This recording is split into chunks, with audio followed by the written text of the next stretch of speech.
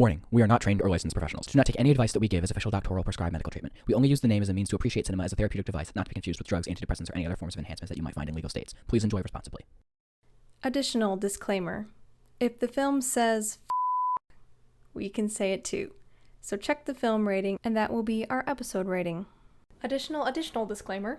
We spoil a few extra things in this episode, like the television show 13 Reasons Why and the show Dexter. If you want to know when we talk about those, we have left timestamps in the description so you know when to start skipping. Additional disclaimer times 3. This session briefly contains topics such as suicide and sexual harassment.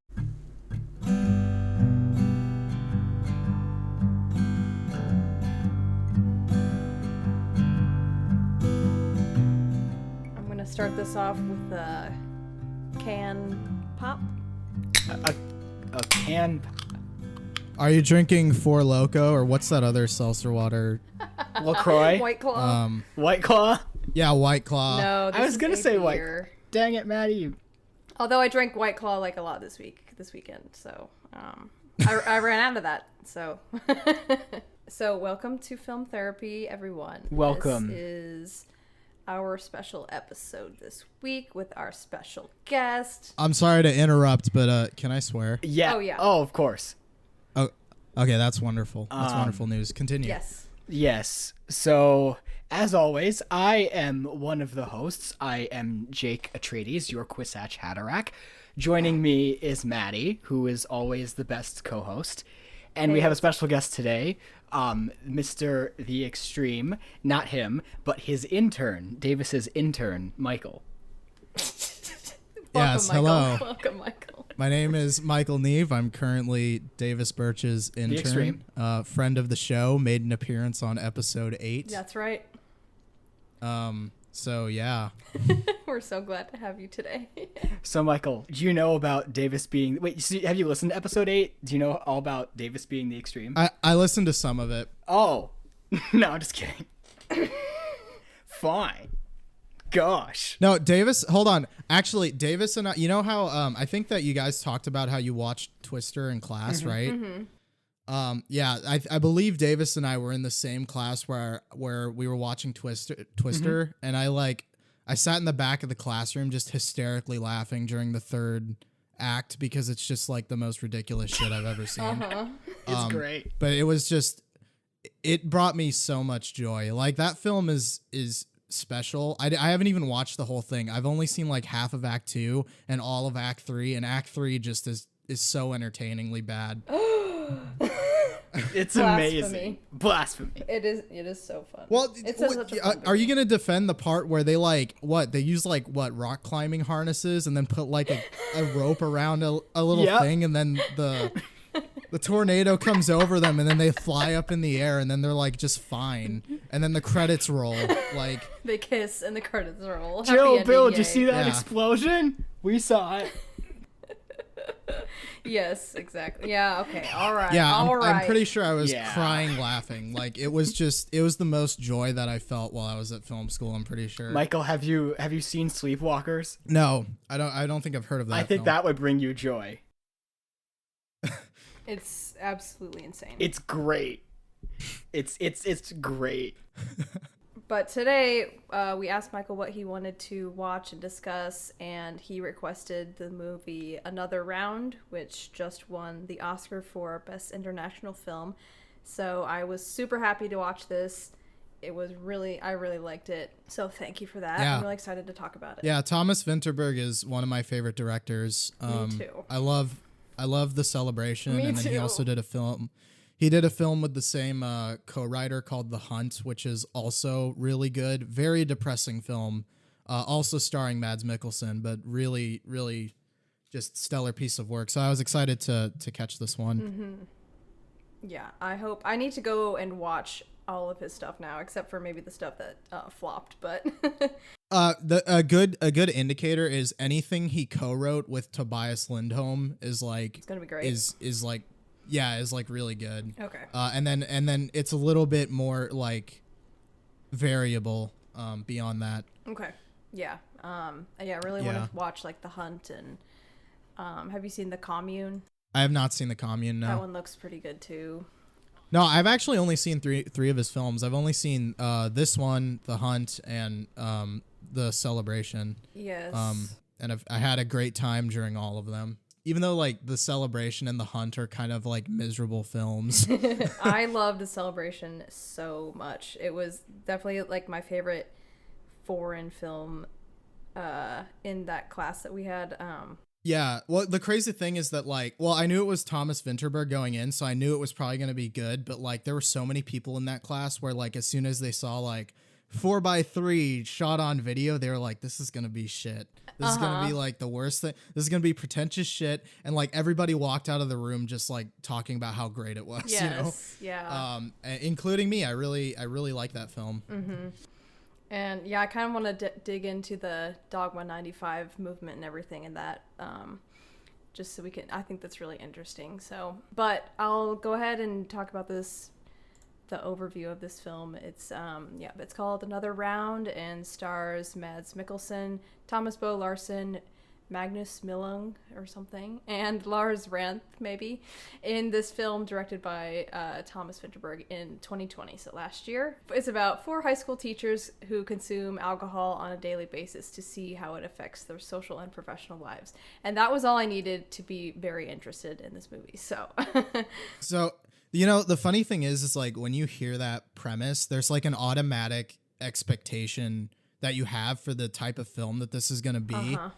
And then you watch the film and you're like, most of this isn't funny. Like a lot of this is actually kind of sad. Yes. You know? And that was like the most surprising thing to me about it, was like going in. 'Cause like, again, you hear this and you're just like, oh, it's going to be like, you know, some raving, you know, substance abuse comedy, right? Like I could definitely see in an alternate universe, this film starring, like Seth Rogen. oh my God, I was literally going to say and the James same Franco. thing. Jason Bateman. As high school teachers trying this out. Yes. But like the thing about this film is that like the first half is very comedic, and then you get to like the emotional climax of the film, and it's like dead serious. You know, it's like it's very true to life in that way, where it's like, yeah, these people, their lives are getting ruined. Like this isn't funny anymore. Right, you know, right. Which is what I really appreciated about it. Definitely. It was so surprising in that way. Yeah, I totally thought, I was like, if this was an American film, it would be just straight stupid comedy throughout the whole thing, but yeah, and I'm sure that would have been enjoyable in its own way, but I feel like this film is just so much more unique than its premise, you know? definitely. And like the way it looks, the music, I love the music. It was interesting to see like the Danish traditions and stuff like that. Yeah. Like in their school system. It was interesting to like get a look into their high school system. Yeah, because like I mean, obviously that it's a country where high school seniors are allowed to drink. I think that Vinterberg talked about how like that what inspired the movie was like his daughters telling him about crazy drinking stories they had while they were in high school. And that kind of like directly inspired him to write the film. Nice. Well, actually, I think his daughter passed away like when he started making this film. Yeah. Yeah. So the one really unfortunate thing about this film is that 4 days into the production of the film, his daughter Ida passed away. And that essentially changed the direction of the entire film. Because I think beforehand, he hasn't really gone into detail about what exactly changed about it, because like obviously like it's very, very personal, you know, so he can't really go into specifics, but from what he says, the film before that was a lot more comedic. And he decided to make the film a lot more about just like, you know, how life sometimes hands you a bad hand and you just have to like roll with it, you know, and find happiness later. And the unfortunate fact is that his daughter's death like directly inspired that in the film, or influenced the film, I think is probably a better word. Right, more like thematically for sure, because it talks about like failure and just letting yourself go and allow yourself to fail, and then like how life affects you, and you're just like thrown in the middle of it. Yeah, well, I mean, like even Mads Mikkelsen's character at the start of this film, like he's very much is just like, you know, like he has a heartbeat, he has a pulse, but he's not living. You know, like he's just he's consenting to just being complacent with everything that's going on with his life. And I just, and I think that like knowing sort of the backstory about where that comes from, it kind of makes sense. Definitely. And it could have been construed as kind of cliche to having it start off like that, but to me, it felt a lot different than just like someone waking up and like feeling sluggish in their marriage and their life and blah, blah, blah. But this was like one specific thing. It was like, he's boring. Like, he doesn't do anything. And I thought it was really crazy how he had a breakdown, like in the first, like the second scene or where when they're all around when they're at the Nikolaj's birthday party. Yeah. And he just like starts crying at the table and everyone's like, oh, what's going on? Mm-hmm. It was weird because we weren't really attached to him, but that just immediately was like, we like sucked in on him and we're like, oh man, we have to like see what this guy does. Well, I think throughout the entire film, one of the best things about it is like by far the acting. There's just like an attention to detail to the acting that's like very uncommon especially with a film like with this premise. Like the example that I like to give is that I was watching it earlier today, and there's a scene where I think it was like a dinner table scene where he's talking with his wife, and he takes a sip of wine, and then he just kind of like does this thing where he just sort of like wipes the rim of the glass with his thumb because like his lip left a mark or something, and it's like that's something that I subconsciously do all the time, but this was like an actual decision that he made to do within his acting. Yeah, wow. The acting in this film is just like really impressive. Definitely. I was looking up Mads Mikkelson, and he's been in some The Hunt with the Thomas Vinterberg film, and then like I was going through his IMDb, and he was in Rihanna's music video for "Bitch Better Have My Money." Yeah. So his career, he actually started out as a dancer. Oh yeah, he can actually dance. Moved into acting. Yeah, which was because I looked that up too. Because at the end of the film with the awesome dance sequence, I was like, so did he actually have to learn the moves and stuff? And apparently, he started his professional career as a dancer. Right. So that's so cool. And he's also going to be in whatever Indiana Jones thing is coming out next, and he plays. Wait, really? Gellert Grindelwald in Fantastic Beasts and Where to Find Them, and he's going to be in the third one. I mean, he's in a ton of stuff. He's in a ton of Danish stuff. He's in a ton of American stuff. He's like well known for sure. Yeah, I think he's probably the most famous Danish actor out there. He is great. Well deserved. Yeah, he just looks like he smells amazing too. Like Mads Mikkelson in a suit. Yeah. Damn. Mm-hmm. When did you first watch this film this year? So I watched it I think about like a month and a half ago. And there was a lot of emotional catharsis for me watching this film because I had a pretty lengthy period of unemployment. Mm-hmm. So I was unemployed after I graduated college for about 9 months. Mm-hmm. And I think I watched this film for the first time right when I was negotiating the contract on my current gig. And it was just like that feeling of just being, of having a pulse but not feeling alive. That's like at the beginning of this film, like that really, I felt that hard because like it just spoke to me because like emotionally that's what I was like feeling for the last 9 months is where it's just like, I have a set routine that I do every day, but it doesn't matter. I do the same thing every day.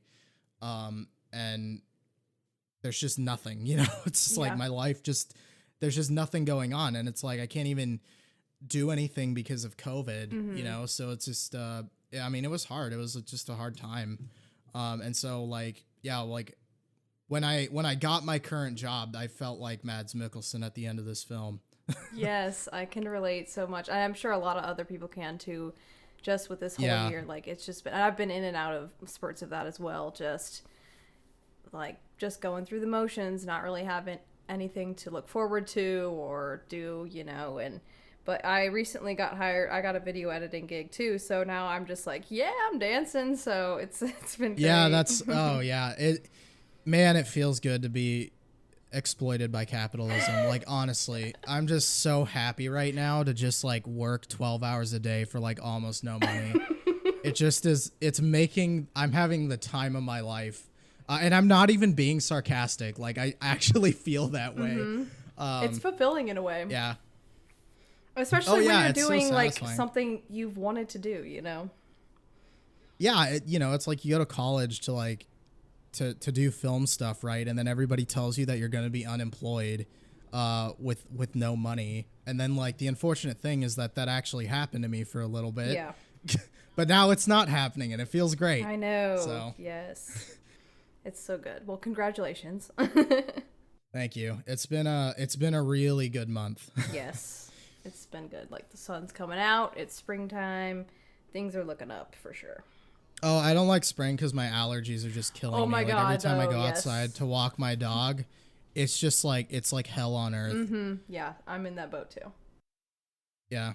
But let's see. So I found it kind of interesting that his first like award-winning short film was called Last Round, and this is called Another Round.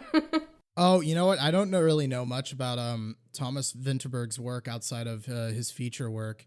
I just did like a quick search on him, and that was like it got nominated for a student Oscar. I think it was back when he was in film school, and won like the Berlin some sort of festival award in Berlin.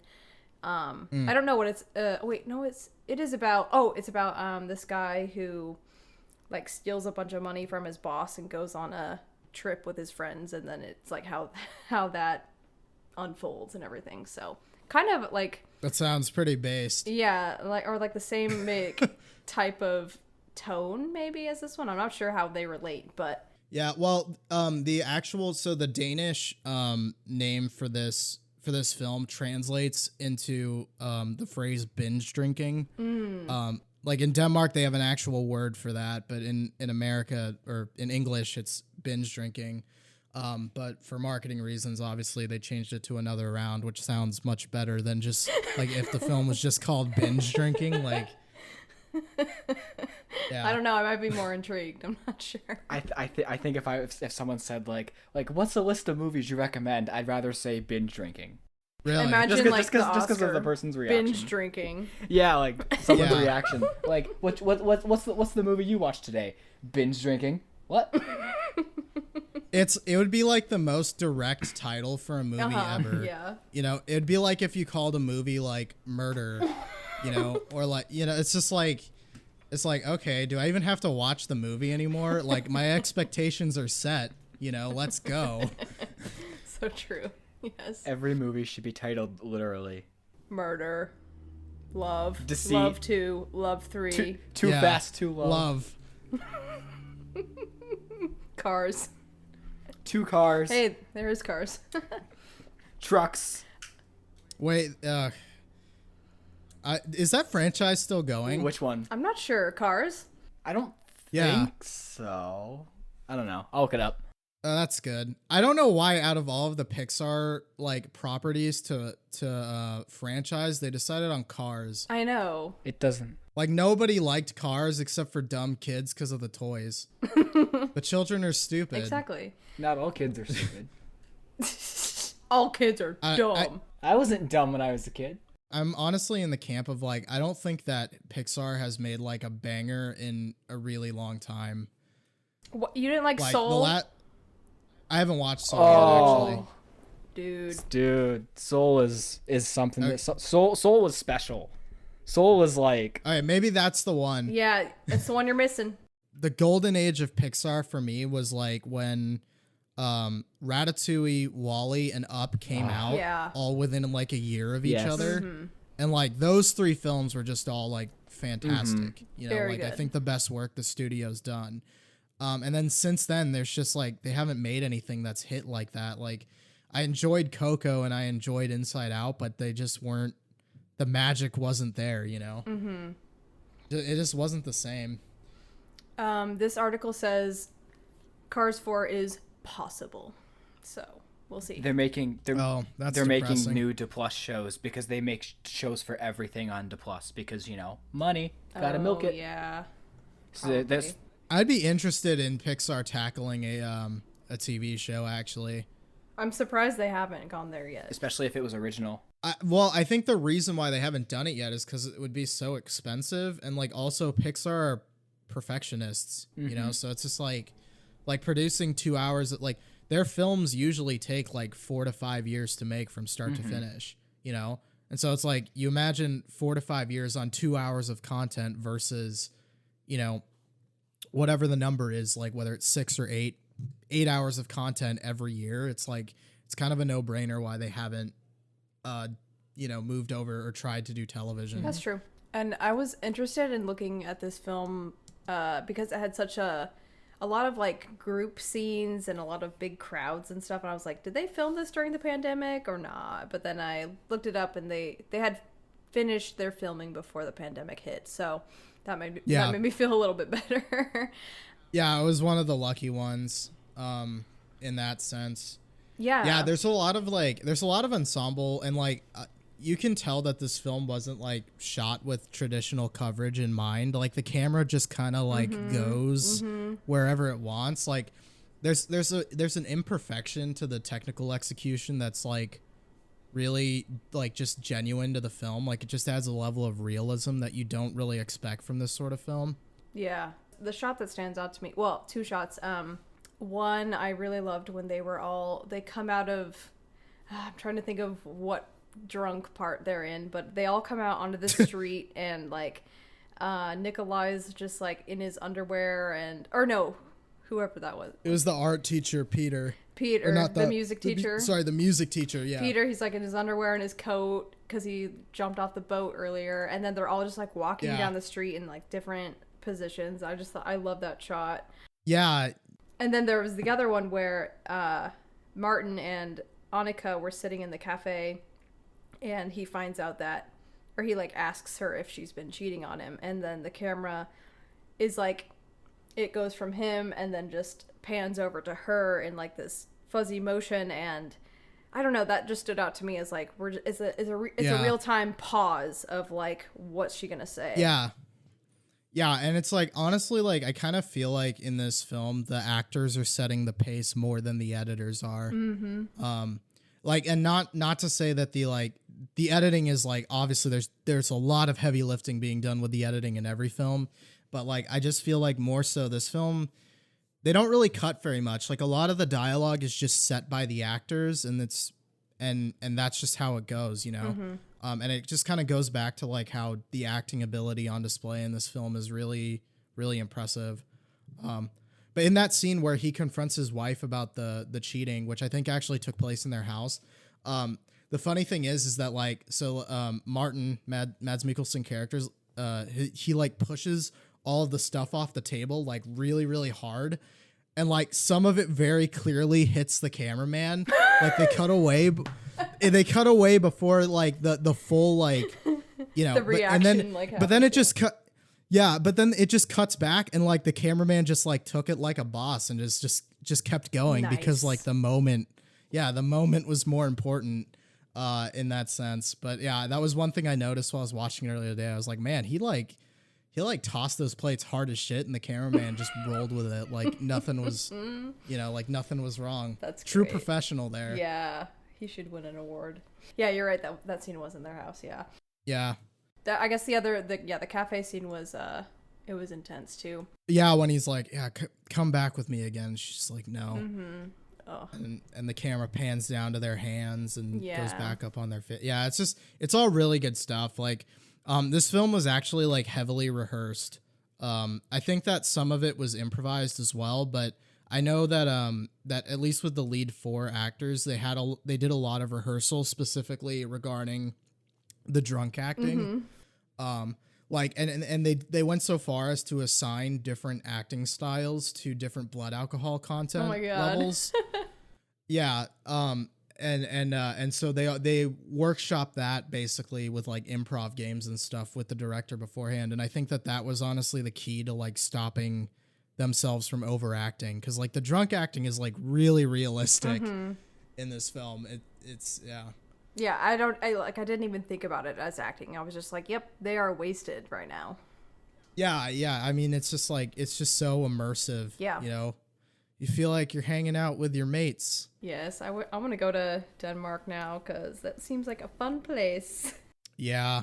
Their little freaking graduation caps that they have when they pass their exams. Those are so funny. Oh yeah, they look like sailors. I know, like, what is that? Yeah, I'm not my graduation ceremony sucked. Yeah, mine too. I was sick the day that it happened. It was hot as hell outside, and like our graduation caps were ugly. What color were they? They were red. Red. So we had some red, some black. I had black, thankfully. Yeah. And I think they pronounced my name wrong. Of course. As well. How could you mispronounce your name? Yeah, it wasn't a good time around at all. I'm so glad high school's over. Like, honestly, like my life has just improved exponentially since high school. Oh yeah. Mm-hmm.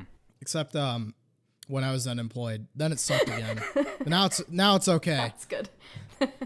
Yeah, now I'm all right. We have seen the light. Yes. The reason I picked this film was just because it really just hit me in the feels, as the kids say, regarding that, because I just felt so worthless over the last 9 months, but like not like to the point where I was gonna throw myself off a building or anything. Like that's the other distinction I like about this film, is that like the character is like not suicidal. He's just like unhappy. Yeah. And he just wears it. Yeah. You know, like, and everyone around can tell that he's unhappy, but he's not going through like any sort of severe mental issues. Mm-hmm. He's just not enjoying life, you know? And like, that's how I felt, you know, like I wasn't at risk of killing myself or anything, but I just wasn't enjoying my life. Yeah, that's an interesting distinction.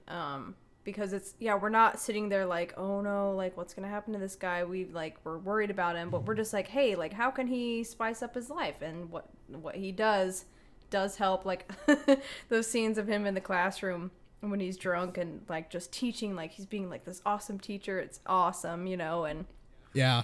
You're just like, hey, maybe I should drink every day, you know? But then it just, you know. I have to ask, did you guys pick Hitler? No, I knew where he was going as soon as he said polio. I was like, well, that's FDR. Oh, okay. No, I would have, I was thinking, I was like, all right, students, the based answer here is to say, well, what are their policies, all right? That's the correct answer. Right. And then no one asked that, and I was disappointed. Stupid Danish kids. Yeah, I was like, who cares if somebody drinks themselves to death? What bills are they going to propose? Exactly. And that's why it is the way it is, you know? It's an important lesson. Mm-hmm. Yeah, it was very unique and fun. Oh, and I also love the scene where the music teacher, what's his name, Peter?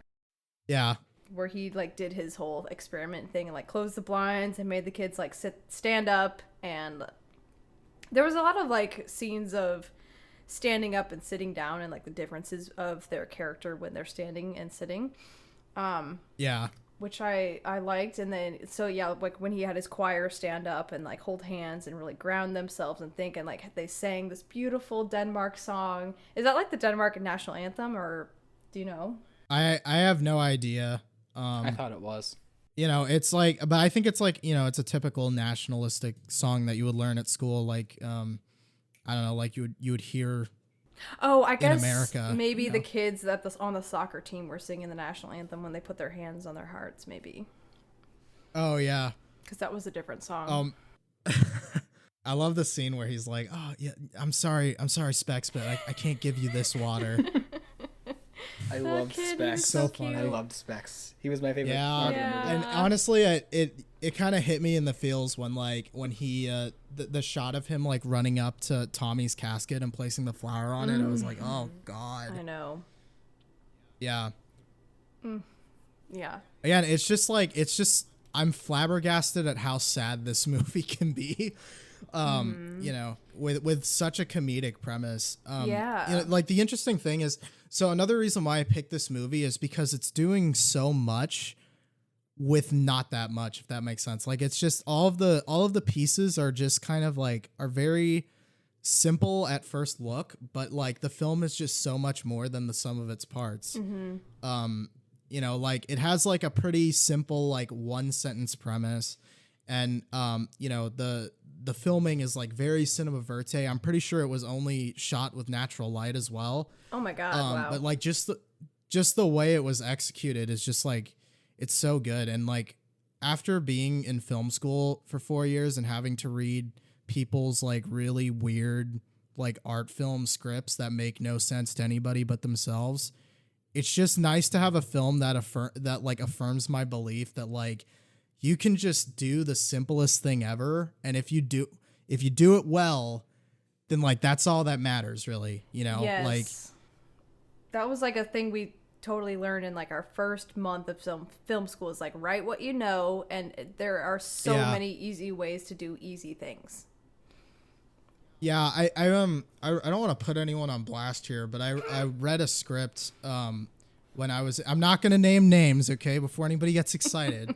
But I read a script when I was like during my last year of college that this freshman had wrote, and it was like a drama about about a breakup basically. And the script was like completely unintelligible. Like it had screen direction in there that was talking about like aspect ratio changes, about how people were talking backwards and stuff, or like how the sound guy was in a certain shot. Like in like in the Red Room kind of thing? Like Tenet. Yeah, like Tenet. Yeah, exactly. Oh yeah. The script was completely unintelligible to anybody but him, and I wrote out like this 3-paragraph critique, like as nice as I could possibly say, like, just don't do this. Right. Was basically basically the gist of it. Like it was just like three paragraphs of just me trying to really nicely break it to this guy of like, look, if you're a filmmaker starting out, like how can you expect to break the rules when you don't even know how to make a good film within the rules? Like it's the same with like painting and art too.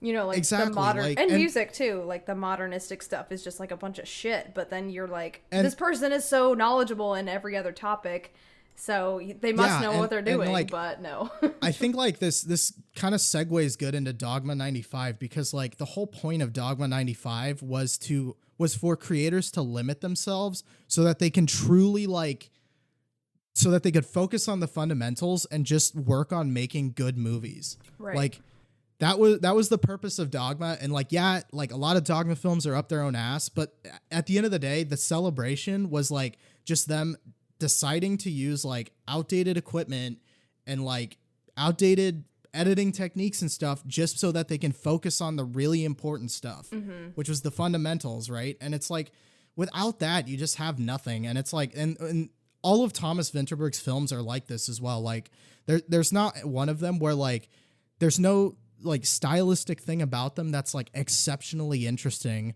or anything like that, but they're just so well made, you know, like, and that's all that matters. it just gets me so excited, like thinking about how he does things and the celebration and everything. So the Dogma 95, for like people who don't know, it was a movement started with Thomas Vinterberg and Lars von Trier in 1995, and they're both Danish guys, and they were like, why are all these people making these like pretentious ass films, and why do we have to follow these rules in this time, blah blah blah. So they made like their own set of rules. So there's 10 rules to the Dogma 95. Well, I think it was more of a reaction to like every single film becoming a big budget like Hollywood blockbuster. Yeah. Like I think their main concern was like they were just tired of seeing so many movies focus on spectacle instead of the fundamentals. Which I wish we would go back to right now in America, in Hollywood. In America, yeah. I mean, like in the with foreign like markets, that's less of an issue. Which like most of the films I watch are from more foreign markets. So nice. But yeah, like American filmmaking is unless you're with A24 is dead.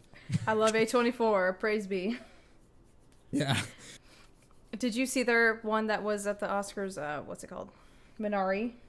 No, I haven't seen any of the more recent. Like I don't really watch that many movies. I watch more TV than movies because I feel like big budget TV is where the more interesting stuff is happening. Yeah, it takes me a minute to like find the good stuff, but when I find the good stuff, it's great. Oh, there's a lot of trash being posted as well, but like the good stuff is like really, really good. Like what's a good example of trash? I'm curious. 13 Reasons Why.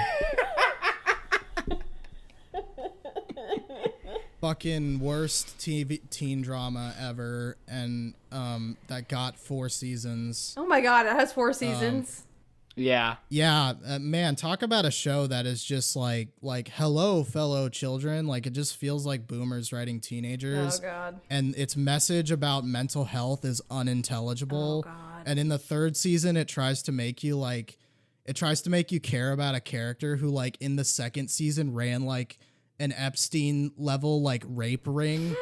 Like I'm not even joking about that. Like the whole second season is about like the main characters like trying to essentially they're like the whole central mystery is centered around like the football players having like this rape gang. Oh my God. And then No. yeah, and it handles it terribly. And then in the third season, they're like in the third season, spoilers, the main character who runs that rape ring gets like murdered like brutally.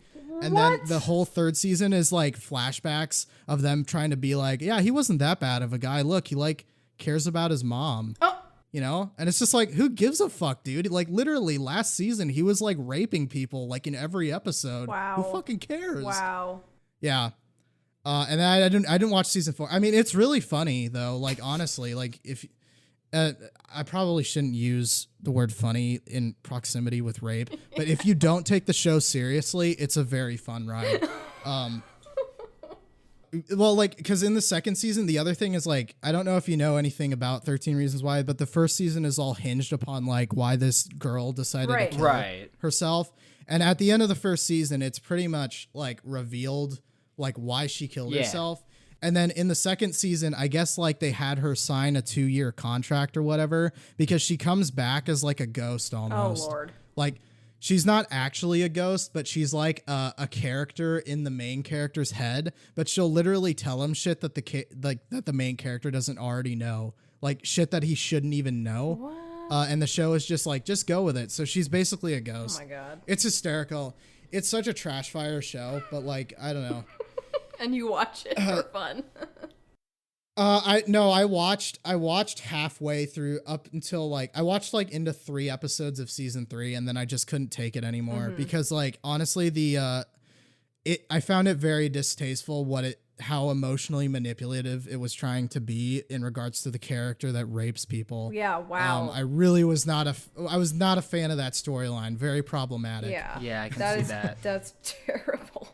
But yeah, that show's trash. There's a bunch of other stuff on Netflix that's garbage. But like Netflix has some good stuff. Like Dark is incredible. Yeah.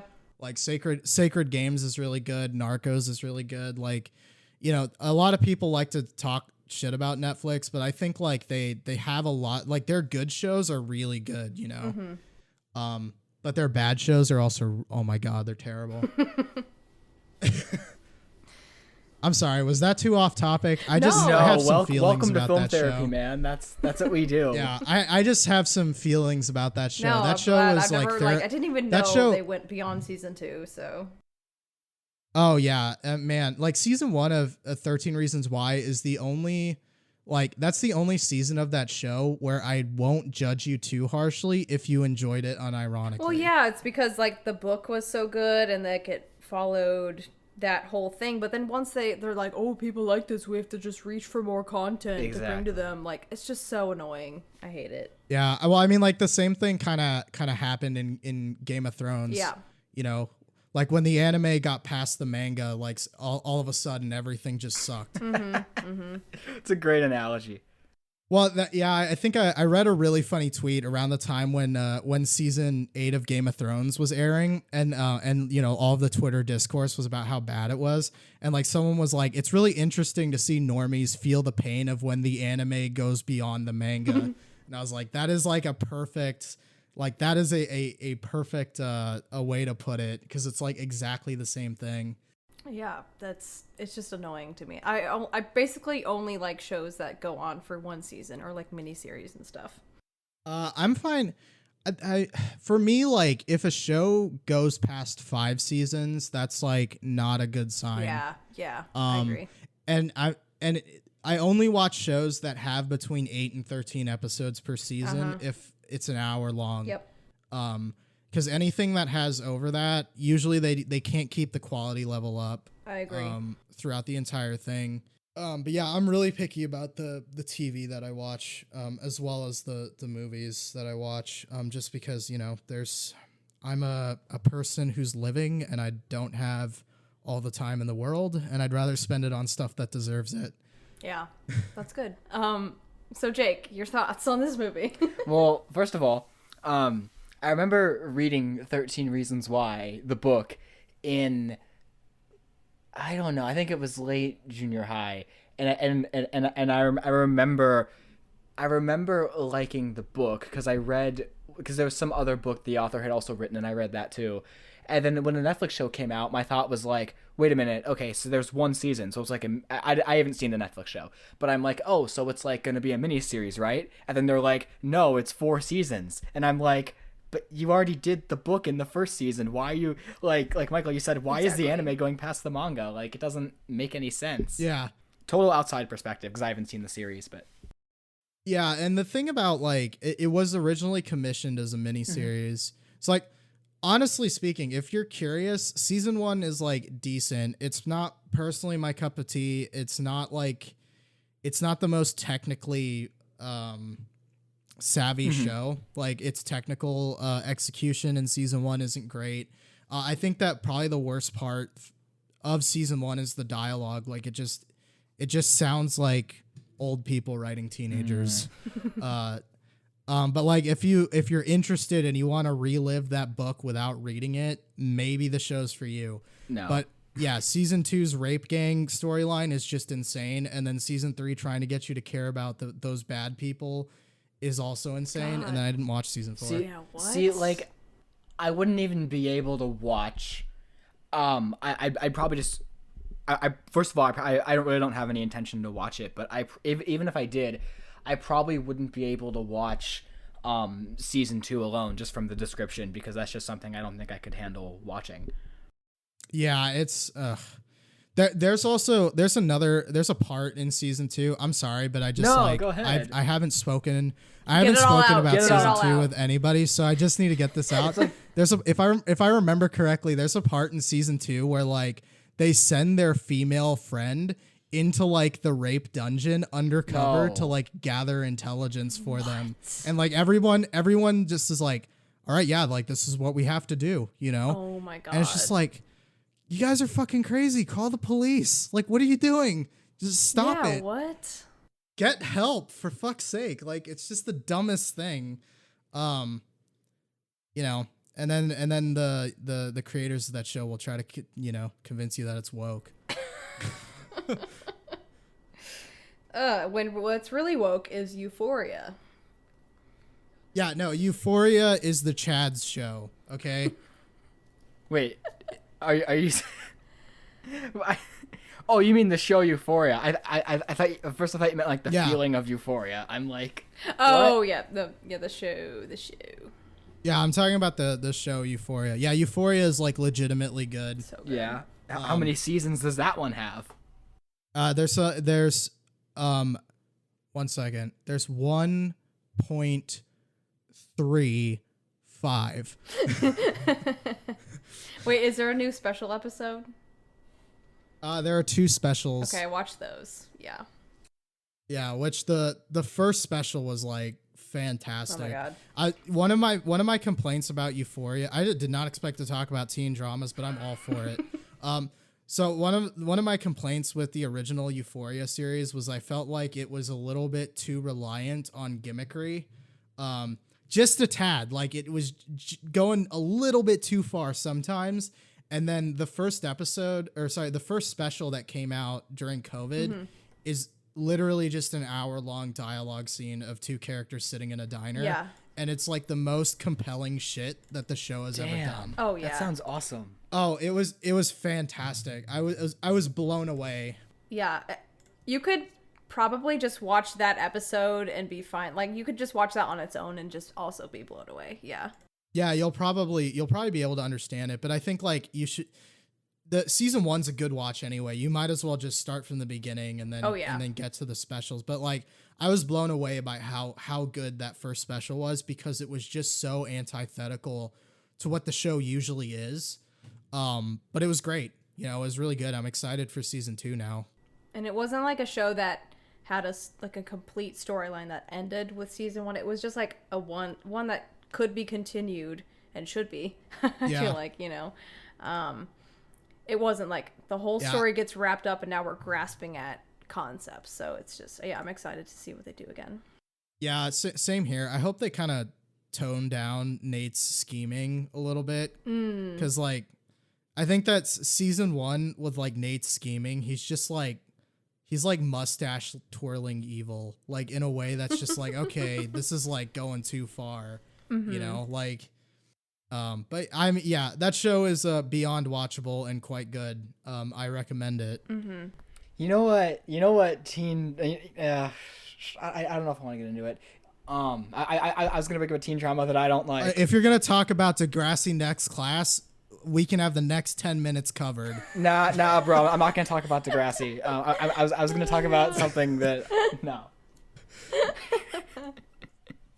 It was funny. I don't even particularly like teen dramas, but I was thinking back, and I'm like, I've watched a lot of teen dramas for some reason, like with characters in high school, and I have no idea why.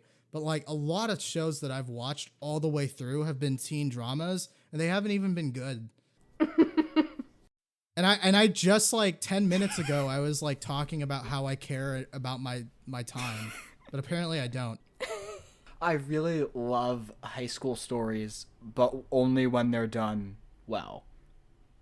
Because I like the shitty ones, though. Yeah, but for a different reason. But like when they're done well, they're just so it's like one of the best things. But then when they're not done well, it's just like head scratchingly annoying. I love the movie GBF. So never seen it. What's that? Gay best friend. It still might be on Netflix, but I just love it so much. But anyway, keep going, Jake. Actually, when we get into what we watched this week, I'll tie this all together. Maddie, you might know how, but I'm gonna save the reveal for later. But anyway, speaking of which, if we're gonna have a what we've watched this week segment, I have another teen drama. Great, awesome, great. That's actually like fantastic. Awesome. That I'm excited to talk about. Jake's thoughts on this film. I'm really keeping you in suspense. Oh yeah, man, we've been like trying to get to that point for like 30 minutes. Please, you have the floor. I have the floor. I have the conch. Yeah. Okay. So I wasn't really a fan of this movie. I wasn't really into it, but there's things in it I loved. But at the same time, when we saw The Celebration in class, I wasn't really a huge fan of that movie either.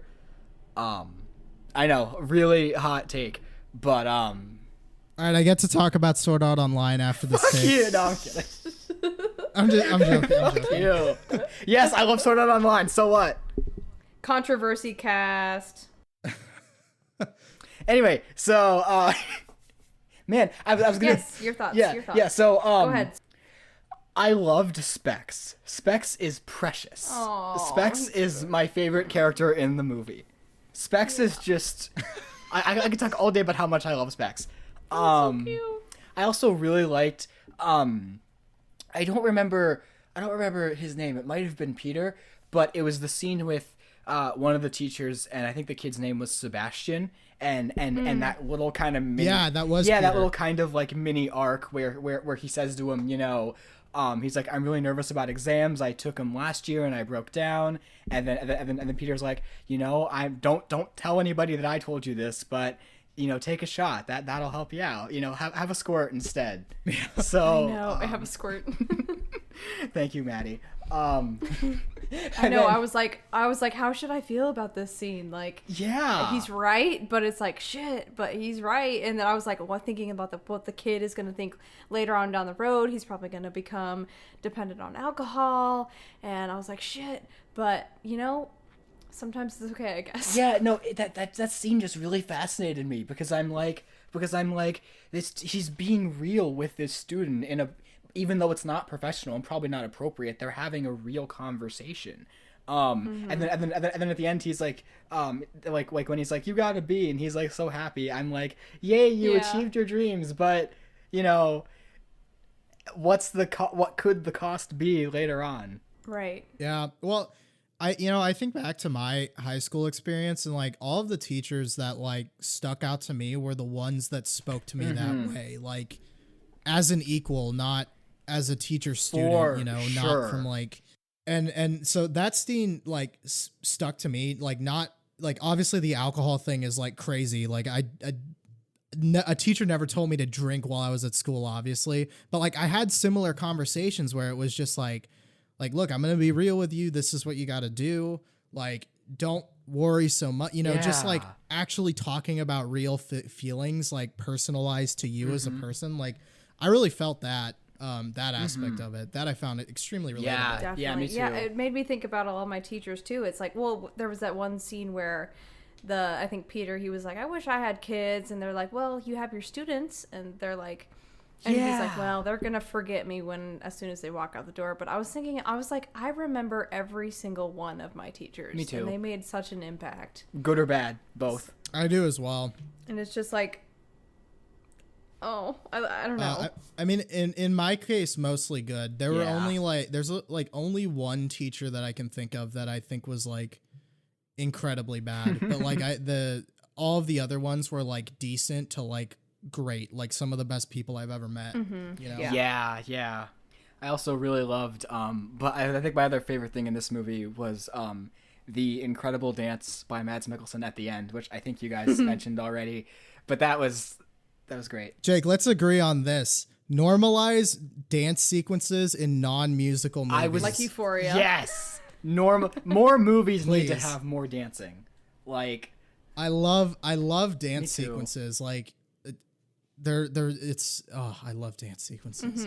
There just aren't that many of them. But yeah, the one at the end of this film is pretty fantastic. There's just so much energy with the way that it's edited, and just the movements of the camera and the dance itself, obviously, like just really good. And it really great. end of wasn't the set film. up as like, okay, we're doing a dance number now. It was just like, it just happened and we're watching it and we're in it. yes, Well, I mean, it is set up throughout the film because they're constantly Right. like, Show us your show us some of your dance. jazz, your jazz ballet your moves dance and moves, stuff. brah. But like, the thing about it though is that like at the end, it's not like anyone asks him to dance like that. He just does it because that's how he feels, and that's like, that's some real ass shit right there, you know? Yes. yeah, that was great, and I love that it ends on like a freeze frame. Just I know. that was Oh so yeah, great. this freeze frame ending is fantastic as he jumps into the ocean. Wonderful. Yeah, and it's also, I think it's like the perfect ending to the film, just because like the last like the 30 minutes before that and stuff is pretty dark. Yeah. Like in comparison to the rest of the film. So it's not, I like that it ends on a happy note Yeah. as well. Like it doesn't just, because like honestly, it could have just ended with the only like thing the only positive thing at the end being like the text that he receives where she's like, oh yeah, like we should get back together or whatever. It could have ended there, you know? Yeah. But I'm glad that they decided to extend it further beyond that, because yeah. I think that that makes the ending a lot more impactful for me. Definitely. And it kind of incorporates like the whole friend group and everything, and everyone coming together, the students and everything they've kind of discussed throughout the whole film is just like, it ends such like cohesively, and it's great. Yeah. And the song slaps too. It's good. That was great. Michael, have you seen Jojo Rabbit? No, I haven't. I want to watch that movie, but I haven't gotten around to it yet. Okay, then I won't say what I was about to say. Okay. I appreciate that. It's great though. It's great. So Jake, did you finish your thoughts, or you want to keep going? Let's keep going. No, those were all the more. thoughts I had. I mean, if either of you have more thoughts to share, by all means, please go ahead. If I could ask, like, what specifically just like didn't work for you about it? See, that is a wonderful question. That is a very thought-provoking, and that's a very good question when talking about film criticism and film discussion. Yes. But in this instance, I can't really answer that because I don't really have an answer.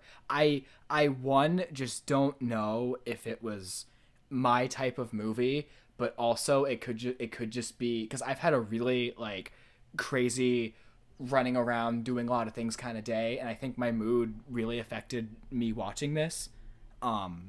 So I know that's not really a great answer.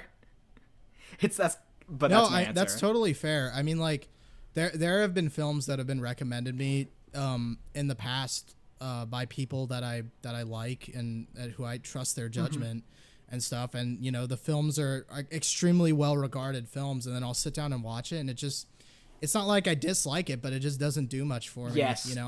So and I can't really explain why, but there's just something that doesn't work about it, and that's totally cool. Like, that's a perfectly fine right there. answer. That's the answer I was getting at, was the last like 3 sentences you just said. So thank you for that. Yeah, no, that makes perfect sense to me. That's definitely not a non-answer. Thanks. I get it. It That happens. really makes me feel valued, so I appreciate that. So yeah, if we're kind of wrapping up on this, we can kind of move into what we've watched this week, which I'm excited to talk about. Hoo-wah. I'm excited to hear about some stuff I should be looking at. I don't know about what I watched. I don't know. Yeah, Jake, go ahead. No, I'm not going first.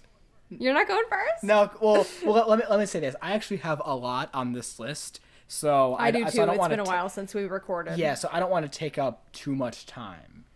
That's okay. I think we're both going to take up a lot. So actually, Michael, you are our guest. Would you like to go I'm first? just happy to be talking to people. We'll open up the floor to you. Well, I teased out that I was Yes. I had been watching another teen drama, but I'm actually gonna add another fold to this because it's a teen drama anime series. Ooh, what is it? Now let me preface this by saying I'm kind of a normie. I actually don't enjoy most anime, but this one is pretty good. So this one, it's called Kaguya Love is War, and essentially the premise is that it's about these two high school students, boy and girl. And they're into each other, but they're too prideful to like confess their love for each other to each other. So what they do instead is they come up with like these schemes and plans in order to get the other person to confess their love to them. I love it.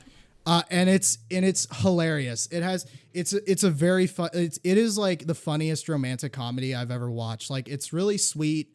Like, the humor in it isn't mean-spirited at all. It's just like a nice show to watch. And it has really great comedic animation and editing. And another aspect of the series I really like is that it also has a narrator who will like narrate what's going on in someone's head. And it'll be like when someone's scheming, it'll be like, well, Kaguya actually slipped this into someone's mailbox last night. And, it'll just go through like this entire plan that she had been scheming for like a whole week or whatever in order to get this boy to like confess his love to her. It's so much fun. Like, it's just a lot of fun. It's a really fun show. I highly recommend it. And we were talking about dance sequences as well.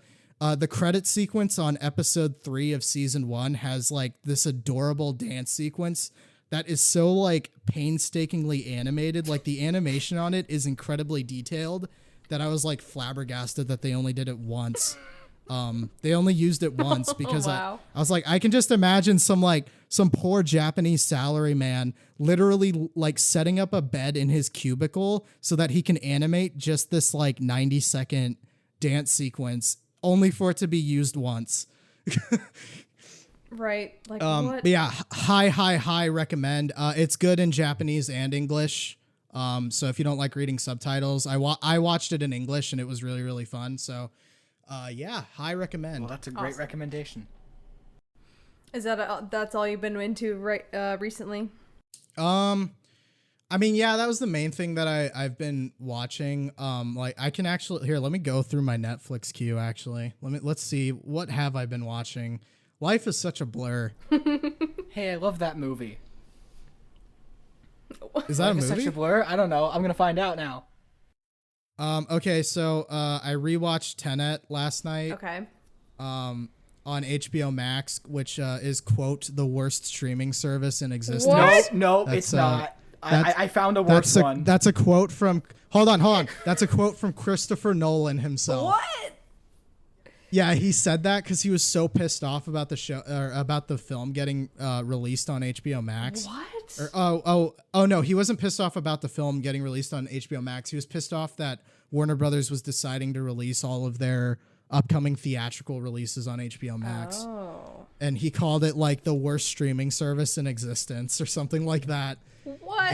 In a particularly hot take? How is he not on Twitter? Seriously, Yeah, I feel like it'd be very funny if he was. Interesting. But yeah, I mean that movie's okay. Like it's enjoyable. It's probably less enjoyable if you can understand the dialogue, because some of it is really bad.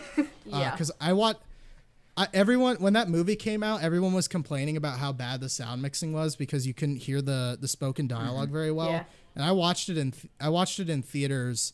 And before anybody like gets mad at me, this was like I watched it in theaters with 2 other people in the theater, Okay. so I'm pretty sure I was safe. yeah. I wouldn't judge I went in there and was like, if this theater isn't deserted, I'm just gonna walk out and get a refund. But I was so tired of doing nothing. I just wanted to see a movie, so I watched Tenet in theaters. Anyway, I understood maybe like 60% of the dialogue in theaters, and then I watched it with subtitles this time on HBO Max, and I was like, I don't know if this made the film better. Like some of the dialogue is just like, dude, like this is just not how people talk. And like, there's just a lot of like, yeah, this line probably sounds cool, but the delivery doesn't really work. And that film just has a huge problem with exposition too. Oh yeah, Like, I felt the same way. anything that isn't an action sequence in that film is someone explaining something. Yeah. Like, yeah. and that's it basically. Like, I just feel like that's a film that's essentially trying to do what Inception did, but Inception already did it better. It was trying too hard, I thought. Yeah. I honestly think so. I have a belief that I think the action as a genre actually works better, like storytelling wise, with television than it does in a 2-hour movie. And Tenet is like a perfect example of that, because I just feel like my main issue is like, if they took all of the action set pieces and sprinkled it across like 6 hours or 8 hours of television, I would have enjoyed it a lot more. Because I can't Like, sit there and digest like an hour of a straight action sequence. Like I can't do that. I just feel like it's really hard for an action movie to like get deep in on character or plot, because you're there expecting set pieces, right? Yeah. But like, if you take a little bit more time to develop all of that stuff, then people actually have skin in the game when the action happens, right? Like I was talking with you, Jake, before we started recording about Attack on Titan, which really fantastic action series, like probably one of the best I've ever watched. But the second half of season 3 in that show was like, it was the battle that everyone had been waiting for from the start of season 1. And I could not stop watching the show because I was so anxious about the characters in those sequences, because I had spent so much time with them. I love that feeling when a show is able to give you that feeling of connection to characters. Yeah, and it's just like I wouldn't be able to get that out of a movie, just straight up, and it's and with Tenet, I just feel like, man, I'd rather have them spend that $200 million, whatever the budget of that movie was, on 8 hours of content instead of 2.5, because that film just feels like it goes by too fast. There's just like, yeah. No, totally. It's still enjoyable though. Like, it's the type of film where like, if your normie friend put it on, it's like an unoffensive pick. Like if a girl invited you over and she's like, oh, I want to watch a movie, and she picked that, I would have been like, all right, she's okay. I'm not sitting through this just to get laid. I'm actually can enjoy this. I'm sorry. Oh my god, so funny. Yeah. So, yeah. Yeah. So, I gave it a cold. Okay. I'm not gonna. Yeah. So Maddie has seen Tenet and I haven't. And I really short version is that Maddie, correct me if I'm wrong, you weren't really into it that much, but Nah. but for me, Christopher Nolan, in some ways, I really love most of his movies actually, and then in some ways he's kind of one of my favorite directors, except like I don't really know him as a person, but like for most of his movies, like Memento and Inception, and there's, the Dark Knight trilogy and The Prestige, and all those movies are just so Interstellar are just all really good. And then I heard that like Tenet was kind of like maybe like a one step too far, of him being inside his own head from a lot of people. And I think that correct me if I'm wrong, but from what I've gathered, you're kind of in a similar train, especially with his reaction to HBO. I just feel like the concept just needed more time to flesh out, because like so much of that film is just explaining its sci-fi premise. Yeah. And it's like, if you could sprinkle out those explanations, because like, I think that its core, like the core idea behind it is actually really cool, and it creates for some cool action set pieces.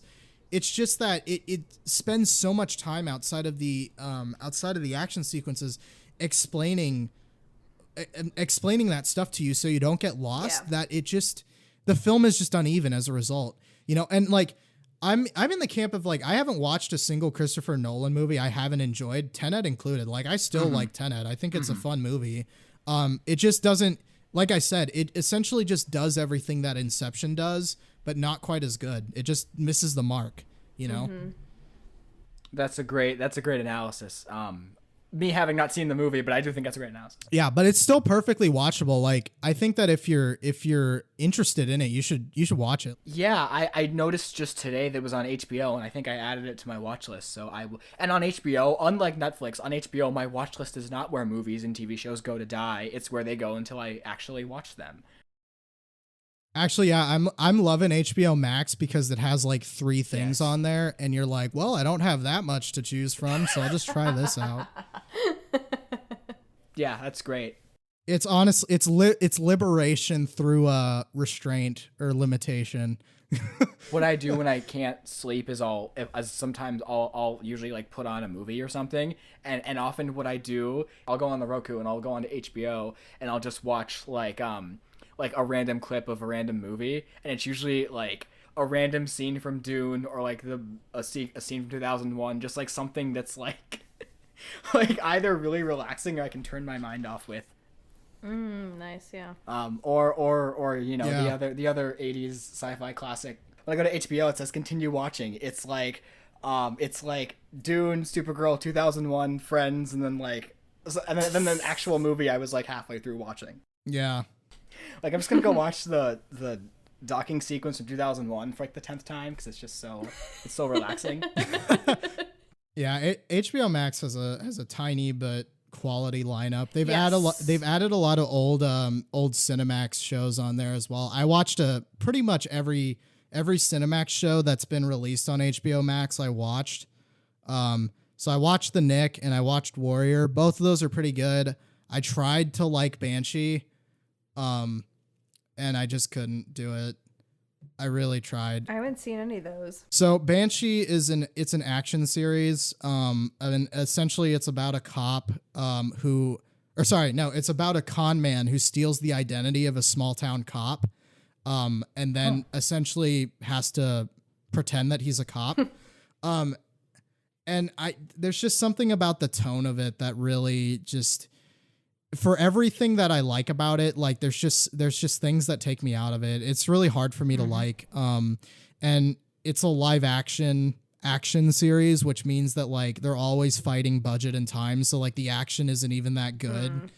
But it stars, the guy who plays Homelander in The Boys? Nope. Anthony Starr. Okay, well, anyway. Oh, the Amazon show. Yeah, no, I haven't gotten into that one. Yeah, me neither. Yeah. Okay, well, anyway, he plays the con man in question in this show, and he's very, very good in it. I can't really recommend it. I don't think it was for me in the end, which is weird because I usually like action stuff, but there was something about this show where it just felt a little bit. It wasn't grounded enough to where I wanted. Yeah. The show Warrior is really good. It's another action series that's about it takes place in San Francisco in 1872, I think. And it follows an Asian gang during that time. So it's basically like The Sopranos if there was like kung fu in it as well. So yeah, I recommend that show. That show is really good. Season 2 of that show is like one of the most impressive things I've ever seen. That one I high recommend. Really like top tier action in that show. And the story's pretty good as well. And then the final Cinemax series I watched, which is my favorite, is The Nick, which is it's a medical drama that takes place in 1899, or I think 1900 actually. So like during, it takes place in a research hospital during that time. So you get to see like all the really fucked up experiments that they did, like to try and figure out medicine and stuff. It's directed, shot, and edited entirely by Steven Soderbergh, all 20 episodes. And it stars Clive Owen, really well written. That one's a high recommend. Okay. Very cool. Very, very high recommend on that. That's one of my favorite. That's one of the best things I've watched this year, hands down. Nice. Okay. I'll check that out. Anything else you've watched recently? I think I've dominated this section enough at this point. I'd like to hear what I should be watching, what I'm missing. Oh gosh, I don't know about that, but no, dude, you're totally fine. I was nervous. I was taking the conch away from you talking about my weird HBO comfort movies. Yeah, Jake, you want to go ahead and talk about what you watched? I would love to. Okay, lovely. So movie-wise, I actually watched a variety of movies. When quarantine started, I moved back home for a year, and same. Yeah, dude. and there were 2 movies that I saw that were on TV, and I'm like, I want to see both of these, so I recorded both of them, and then I didn't watch them until now. So the first one, I kind of watched it when it was on TV one time, and then I watched it, like, sat down and gave my attention to it. And I watched it over, like, 4 times, just because whatever. And it was the movie Goldfinger, the James Bond, Sean Connery movie. Oh, wow, okay. It was solid. It wasn't, like, amazing. I'm not really a huge James Bond fan. I've seen some of the Daniel Craig ones, and I think one of the Roger Moore ones, and that's, like, it. And then there's one thing in it that's very problematic, but other than that, it was enjoyable. It has that weird, like, comfort that 60s movies do, where just, like, the way they're shot and just, like, the way that, I don't know, I can't really describe it, but there's a way that, like, 60s movies are shot and how they look, like, the framing and the like, film quality that's just, like, comforting to me. I don't know why, I can't really explain it. But if I knew the technical term, I probably could. And then the other movie that I wanted to watch, I actually saw some of it in high school, but it was the comedy Stir Crazy with Gene Wilder and Richard Pryor, and I really enjoyed that. They did 4 movies together, and then this was their second. And then the first movie they did was called Silver Streak, and then I went back and watched that one. And that one's more of like a Hitchcock-style movie with little bits of comedy sprinkled throughout, where Stir Crazy is like a total comedy, and it's zany, and it's hilarious, and I love it. Nice. It's like a feel-good movie, so that was great. God, I feel like such a pleb. All the shit that I watched came out like within the last 5 years. Oh, just you wait. Jake likes a lot of old stuff. I'm not a real film student. I'm not either. We'll get to that. Jake doesn't watch anything that comes out in the 2000s, so. No, I don't. No, I don't. Oh, well, that my pick for this episode was set up to fail. No, dude. I always love expanding my film horizons. Even if there's a movie that I watch that doesn't work for me, or I just don't, it's just not a movie that's not for me. I'm always like, I'm glad that I had that experience. Unless it's a movie I despise, in which case, no. But this wasn't a movie I despise. Yeah, no, I feel the same. You don't have to get all defensive and stuff. Like, I'm not gonna sit and be like, I can't believe you didn't like that. Like, that's totally fine with me. I got kind of distracted while you were talking there because I nearly burnt my face off with a lighter. But oh God! What are you doing? What happened? I just had a lighter in my hand. I was playing with it, and then the flame came out like really big, like bigger than I've ever seen it. And it was like 6 inches away from my face, but it's okay. Okay, be careful. That reminded me of the part in Seinfeld when George is telling his girlfriend he started smoking, and he lights the lighter, and the flame is like really long. Oh, George. I haven't seen any Seinfeld. I haven't seen a lot of it. I've seen all of Friends probably 100 times, but I haven't watched a lot of Seinfeld. Classic. Anyway, so then I did watch. I watched 2 movies these are all grouped because it's kind of grouped into 2 movies per section here. But then I watched 2 movies that I thought were both really well made, but they weren't really my cup of tea. And it was Shakespeare in Love and Brokeback Mountain. Yeah, so I'm just gonna leave it at that. Unless either of you want to comment more on that. That's fair. Shakespeare in Love was like it was fine. It had a lot of actors in it that I knew, and that was great because I'm like, hey, it's you. But like, it just wasn't a movie I really got into. And the Brokeback Mountain was like, there's a movie called Mystic River, and they're kind of in the same boat where I'm like, this is way too sad for me to enjoy this. Like, but even though it's extremely well made, also it left me kind of a weird feeling because I'm like I don't know how I felt about the central romance, because there were moments when I'm like, this is super sweet and romantic, and I'm just like dying over how precious it is. And then there's moments when I'm like, no, that feels really like kind of forceful. I don't like that. Right. Which is like, that's like basically every romance movie. Like, there's a ton of shit like in every romance movie that's like, if I were to do that, I'd get arrested. Like, and you just have to go in knowing that, you know, and like just accept it that in this universe, that's appropriate behavior. That's true. That there is validity in that. I'm sure. Yeah. And then based on Judy's recommendation, another romance I watched was Elizabethtown. I watched it on Paramount Plus, which is the worst streaming service. Bitch, did you get Paramount Plus? I got a week trial, and I'm going to cancel that shit as soon as we're done talking, because it's not. No. But the iCarly remake is gonna be on there. Maddie, I don't care. You know what else is gonna be on there? What? The other thing that's gonna be on there is a future Avatar related projects, not James Cameron Avatar, but the good Avatar. Oh, really? Avatar, the greatest. Yeah, because the original creators, they formed their own studio under Paramount and Nickelodeon called Avatar Studio, and they're just going to be focusing on projects in that universe that are going to be released theatrically and on Paramount Plus. Wow. So unfortunately, I think all of us are going to have to cave and have a subscription at some point. Yeah, which sucks. We're basically back where cable was at this I know, point. this is terrible. I hate this so much. I do too. Paramount Plus is also why I don't like streaming services. They took after I don't know. Let me see. When did the episode come out? 2002. After like 16 years, they took out one episode of SpongeBob, and then they're like, "Oh, we're not gonna put this on a streaming service." And I'm just like, no, you don't do that. Yeah, what? Which episode was it? The one where, are you feeling it now, Mr. Krabs? It's the one when they go on the panty raid. Oh, the panty raid. Yeah. Oh, I read something about that recently.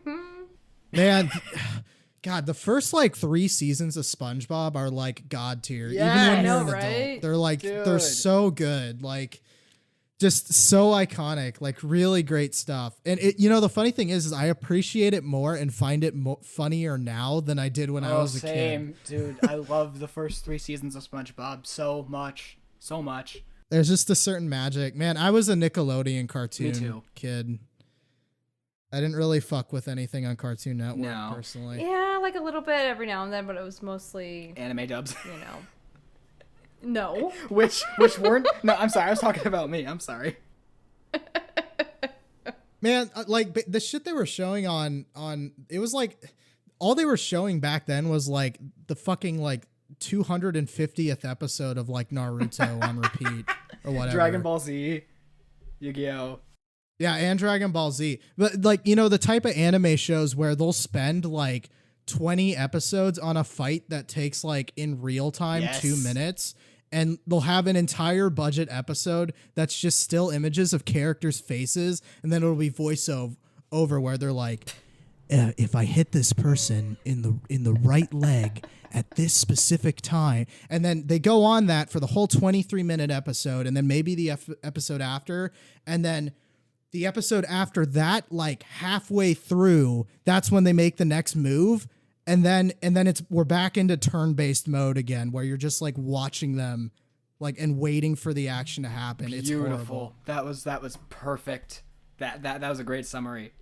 That's why I didn't fuck with anime for like the longest time, because it was just like, it was so much. All the shows that I knew about were the ones that were like 1,000 episodes Like One long Piece? that did that constantly. Yeah, like One Piece, or like the usual suspects, One Piece, Naruto, Bleach, those ones, right? And then so I never watched any of that, and then I did, and then I liked it, and then I felt shame for a little bit, but now I'm not ashamed, and I'm talking about it publicly on a podcast that's going to be posted on Madison's LinkedIn of all places. Right? Like, I have viewers from LinkedIn. Like, what is that? That's crazy, man. That's like our third most popular thing is LinkedIn. God, there was a tweet that went viral recently, and it was of a LinkedIn post that like had like 80,000 likes or something like that, and literally all it was like, I'm excited. This is what it said: I'm excited to announce that I don't have the internship. That's all it said. Got 80,000 likes on LinkedIn. Was that you? Dude. With that one like place you didn't work Was that you? Like, No, that was not me. No, this was this post. It went viral on LinkedIn, and I just like, I was scrolling through, and I was like, what the fuck is this? Why does everyone like this? This is terrible. Oh my god. Poor guy. Anyway, what else you been watching? yeah, Jake? so I watched Elizabethtown based on Judy's recommendation. It's a rom-com with Kirsten Dunst and Orlando Bloom, and I enjoyed it. I thought it was really good. It was a nice break from life, because life has been feeling very hectic and kind of heavy lately. Whoa, this is heavy. There's that word again, heavy. But yeah, like you said, with the creators of Avatar, I love that they're able to do their own stuff now, because when Legend of Korra came out, they really got screwed over by the network for like 3 of its 4 seasons. Oh yeah, I know that I love Legend of Korra though. Oh yeah, I'm one of those people that really likes that show a lot. But yeah, that show had some pretty horrific production issues behind it.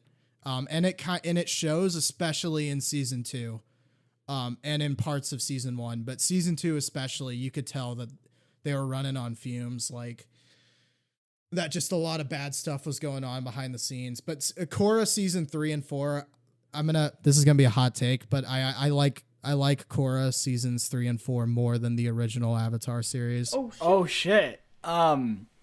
Especially season 4. I love season 4. I love the PTSD storyline. I just love it when the show gives up being a kids show.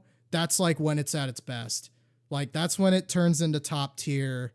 Like when it's like, yeah, fuck it, we're gonna talk about terrorism at 8:30 in the morning on a Saturday morning while you're watching your cereal or eating your cereal. Fuck it, like, you know, yeah.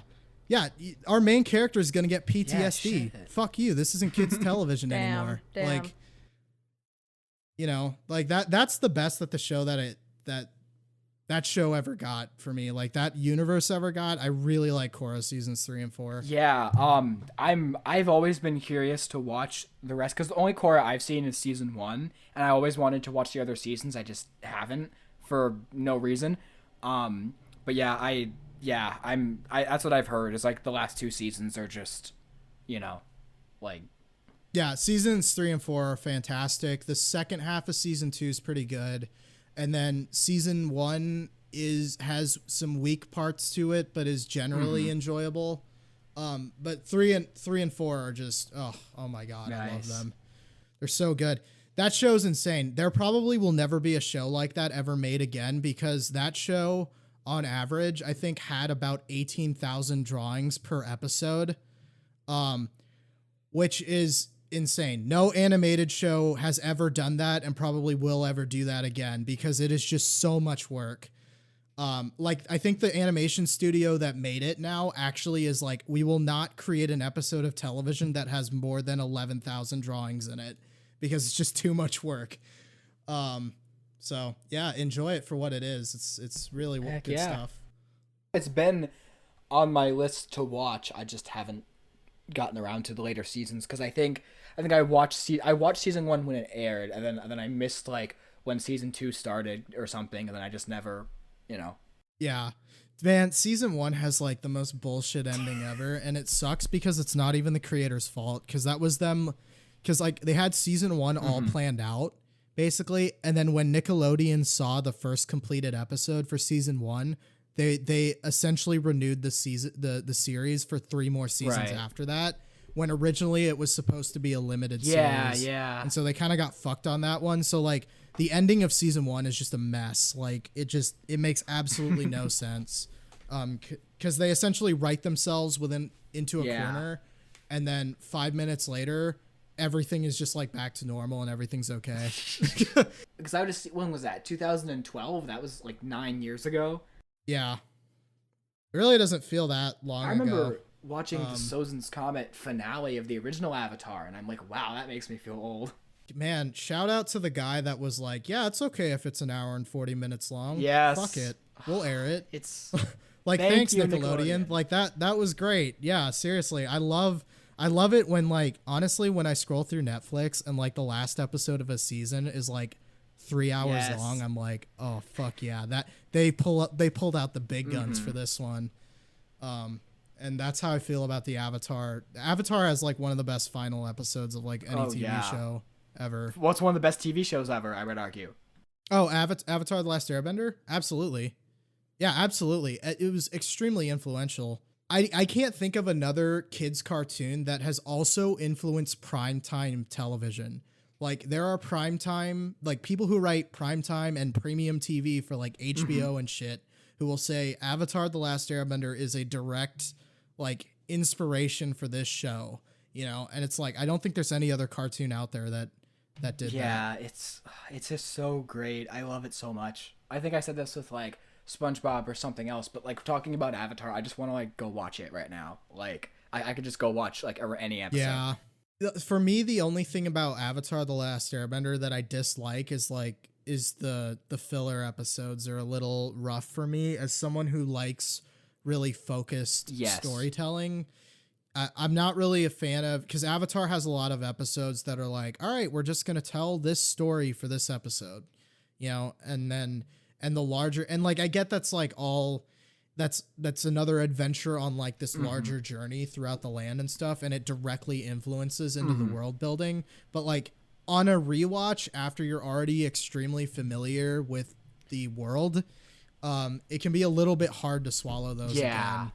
And it's like, and I just want to get to the good shit. And that show for me really picks up like the final 2 episodes of season 1. And then it's like smooth. All of the bad parts of the show are gone after that moment. Then it's like just smooth sailing for the rest of it. For sure. And one thing I do, I think that's a totally valid point, and I definitely agree with that. But where the filler episodes in season 1 make it a bit harder to get through. But at the same time, I love every episode of Avatar except for maybe The Great Divide, and I love that every episode actually comes into play except for The Great Divide. But it also that one does come into play because of the payoff in the Ember Island episode. Yeah, let's keep flying. Oh, I mean, don't get me wrong. Those episodes are still important, and they still very much contribute to the story at large. Like, especially with establishing the character dynamics and, like I said, the world building. Like, it's huge for that. It's just, again, on a rewatch when you're already familiar with the character dynamics and the world, like, you know, because I've watched through Legend of Korra 3 times, and I've watched through Avatar: The Last Airbender like probably 4 or 5. So it's just like on a rewatch, those episodes, you know, you'll like load up an episode on Netflix, or I have the Blu-ray box set because I'm old, and I'll load it up and I'll be like, all right, well, what's the next step? Oh, I remember this one. This is the episode where they, you know, blah, blah, blah, blah, blah. And then like kind of nothing changes by the end. Well, guess we have to watch this anyway, you know? But I mean, that goes for almost any show with filler episodes. I think like, honestly, I'm just conflating my personal preferences with like, I'm definitely not saying it's bad, or even a weakness. It's just not my preference. Like one reason why I love Korra seasons 3 and 4 is because it's just like, you can watch it all the way through and it's like a 4-hour movie. Yeah. You know? Yeah. I love that too. When shows are like that, when the whole season is based on just focusing on one story. So I definitely get what you're saying. I mean, I watched Attack on Titan season 3 in a single day, which is 22 episoes. I won't judge you. I want to watch it so bad. Because it was just so gripping. And there was no bullshit in those episodes too. It was just like the paced perfectly, and everything was just so important to the story. There wasn't any episode that like was a tangent, or everything was just tied into the main plot. And that's how I like my television. So yeah, I watched the first, I think 2/3 of Death Note in a single day, and I don't regret it because that was incredible. Oh yeah, oh my god, that shows some gripping ass shit as well. Yeah, it's you know, a lot of people really do not like the last third. I personally don't mind the last third that much.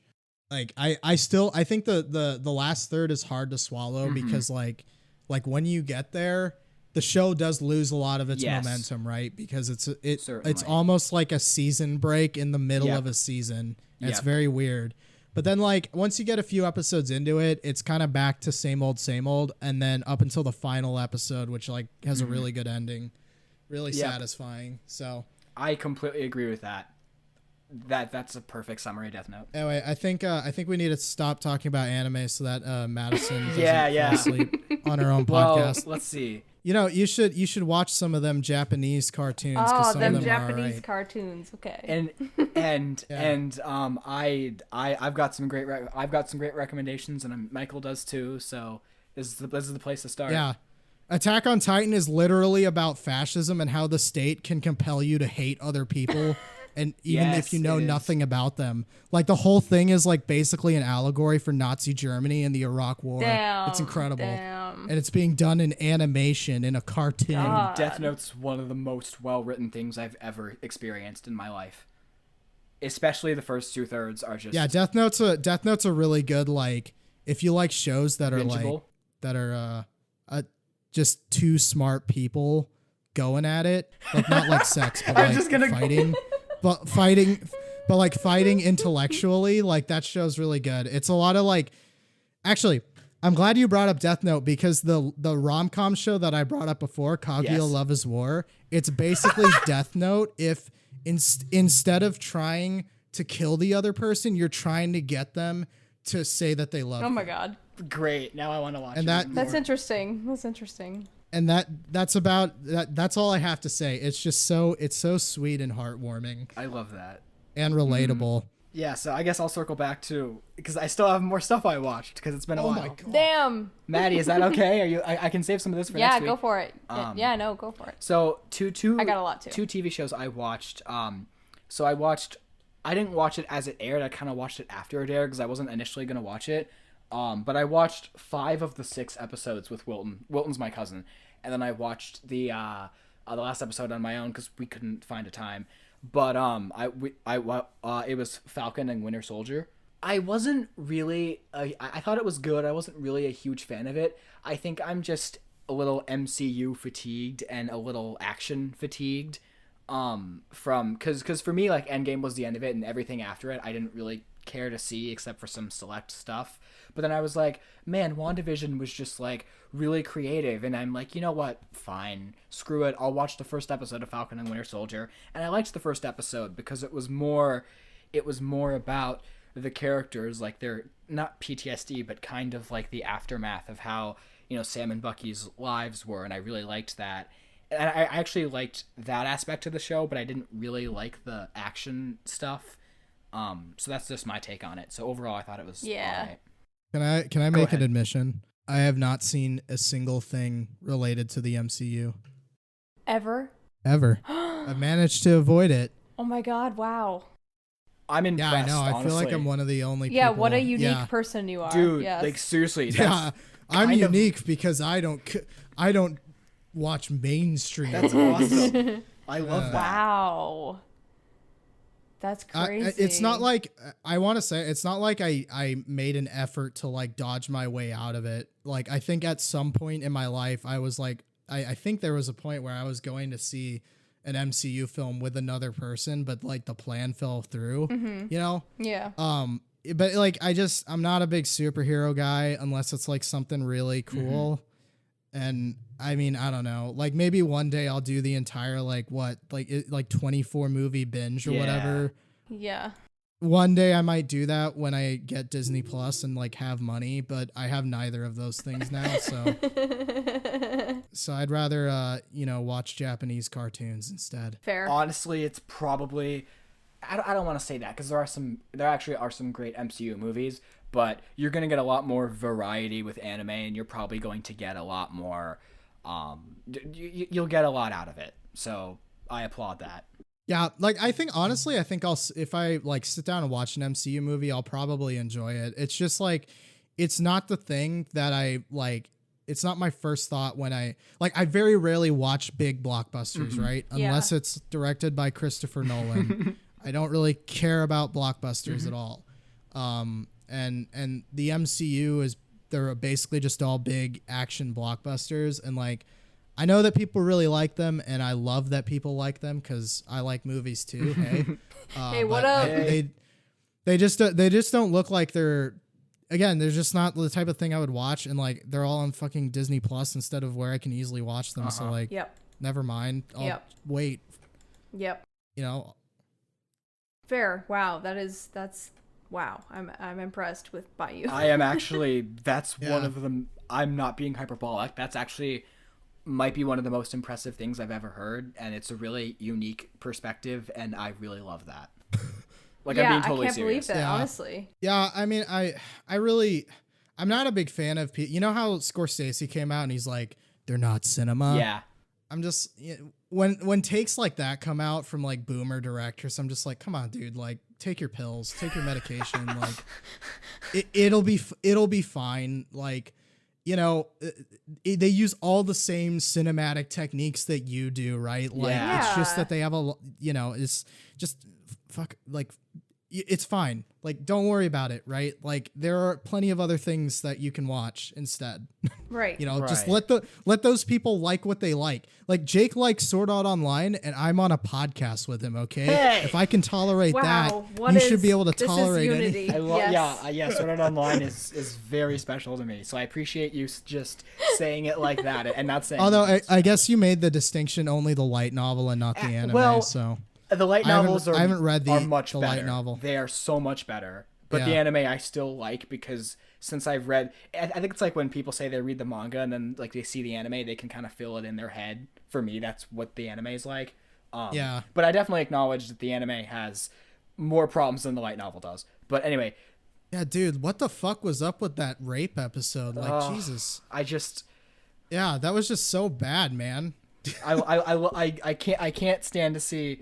anything happened to Asuna, but and that was and she's like the only character in the show that's like worth caring about too. I will disagree with you, but she's and there's just like and that there's just a particular episode where I can't talk about it. It's just sad to watch. It's awful. Asuna is my favorite SAO character. She's amazing. But moving on from that, because that's a whole other topic. So last thing that I have, the other TV show I watched some of rewatching. I usually don't do rewatches when I'm on here, but sometimes I like to just, because I want to talk about it.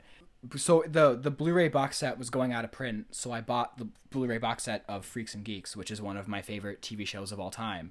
I would argue it's one of the best depictions of high school ever. And I rewatched Better than American Vandal. I haven't seen American Vandal. Oh fuck, that is the most realistic high school show ever, hands down. Anyway, continue. Yeah, I just love it so much. I love the cast, I love the characters, I love the music, I love the time period because it's set in 1980. I watched the first episode, the last episode, and a few of the ones in the middle. I'll probably rewatch every episode at some point, but I just watched the ones that I remembered the most.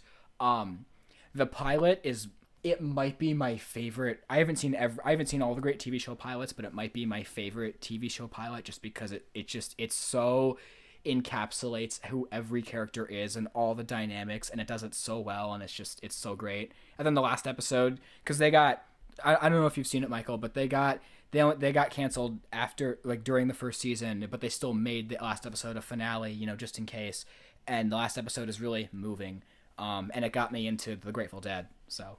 Oh no, I have not seen Freaks and Geeks. Isn't that there are several big name actors now who started their careers basically with that show. Yes, you're right. Am I right? You're absolutely right. Okay. Like Seth Rogen, James Franco, yeah, and that's what I thought. Yeah, I think I saw an ad for it recently because I think it was added to it might be on HBO Max now, maybe. I don't know. I saw an ad for it somewhere though. It's okay. It's not on HBO Max. Maybe it's on Hulu. One of the places that put an ad before whatever you watch. Yeah. Yeah, I have trouble getting into old TV. You can watch it in widescreen if that's why. Oh, thank God. Yeah. Oh. I was about to say, like, honestly, I know this is petty, but some of it is just like is 4:3 Honestly, is not my jam sometimes. Honestly. Korra is better than Avatar because it's in widescreen. There, I said it. Well, there you go. I won't refute that opinion because I understand original aspect ratios, and I'm all for presenting something in the way it was originally intended. But if I can watch it in widescreen, I'm gonna watch it in widescreen. If I can watch something dubbed, I'm gonna watch it dubbed in English. Like, I'm lazy. Well, the thing is, like, now we live in a day and age where most anime dubs are pretty good. Like, honestly, like, very rarely now, like, if we're talking about shows that were released in the last like 5 or 6 years, like, very rarely do I come across a low effort anime dub that's like unlistenable. You know, it might not be as good as the Japanese, but like, it's fine. You know, I can live with it. Forgot what. I was gonna say that a lot of old TV shows were actually shot in widescreen and then pan and scan to 4:3 later. So like for example, I have the Band of Brothers box set, and I'm pretty sure that was broadcast in the Virgin 4:3 aspect ratio. But when you get it on Blu-ray, it's the Chad 16:9 aspect ratio. So no, that's that. Yeah, because X-Files is the same way. And then Freaks and Geeks has both the full screen and the widescreen, which is great because then, everybody wins. Yeah. I definitely am not a fan of, when Disney Plus first came out and they essentially cropped all of their stuff into widescreen. I'm not a fan of doing that if that wasn't the creator's intention to watch it. To be perfectly clear. Yes. I'm so glad you said that because I'm the same way. Yeah. Like they cropped like The Simpsons and like everything, but The Simpsons was the big one, and then they're like, oh yeah, we're gonna change it right away, and then it took them like half a year to do it. Yeah. Some intern was sitting in someone's office the day that was decided, and I'm sure they were too busy making a certain movie that I don't want to talk about. And why did I bring it up? I'm sorry, Maddie. Was it Star Wars? Was it Tuin who said, does Jake bring it up every episode? And I'm like, no, I don't, but apparently I do. Oh, Star Wars? Yes. Yeah. A certain. The only new one I've seen is The Last Jedi, and I walked out of the theater and I was like, it was inoffensive. That might be the hottest take. That was my reaction. Ever. That's my review. No joke. That might be the hottest take of anything ever. Saying The Last Jedi is inoffensive because a lot of people took offense to it. Well, yeah. It's just like, but those people are babies. Yeah. Like, whatever. It's fine. It's a movie. No, it's fine. I mean, it's like, I don't care. Say what you want. No. What? Okay, I know what you're trying to do. I feel like you're trying to bait me into defending The Last Jedi. No. I just do not care enough about that movie to try and defend it. No. Because I'm not going dude, to. I was just trying to make sure that you weren't done speaking. I wanted you to finish your thought. And then I started over myself trying to tell you to just keep talking. Oh, no, it's fine. It's fine. What were you going to say? I was going to say, I personally, I have a lot of love for The Last Jedi, and I have a lot of very not so positive disappointment with that other movie and with the fandom, the toxic fandom as a whole. Do you at least get hyped for The Mandalorian? No, I don't care about The Mandalorian. I haven't watched it either, but I heard it's quite good, so I was just asking. I watched most of season 1 and I was like, it's fine, but I love Baby Yoda, but the rest I can do without. All right, that's fine. I haven't watched the show, so I don't know. The only one I saw was Last Jedi. I didn't even see 7 before walking it. I got brought to it by somebody, and I walked out and I was like, that was kind of dumb, but the CG was good, I guess. Anyway, watch anything else? No, Madison, please take the floor. Tell us what you want. It's funny because like the first 20 minutes you guys were talking, and then for the last 30 minutes, Michael and I have been talking. So in a weird way, it kind of balances out. It evens out. It evens out. Those first 20 minutes, I was legitimately getting worried. I was like, I really hope I'm not just like, he just feels like there isn't any sort of end with the conversation, you know, like, because I'm really not trying to lock anyone out here, you know? No, of course not. If that was the case, then I would say something, or I would try to get my way in there. But I was just, since you two had... Right.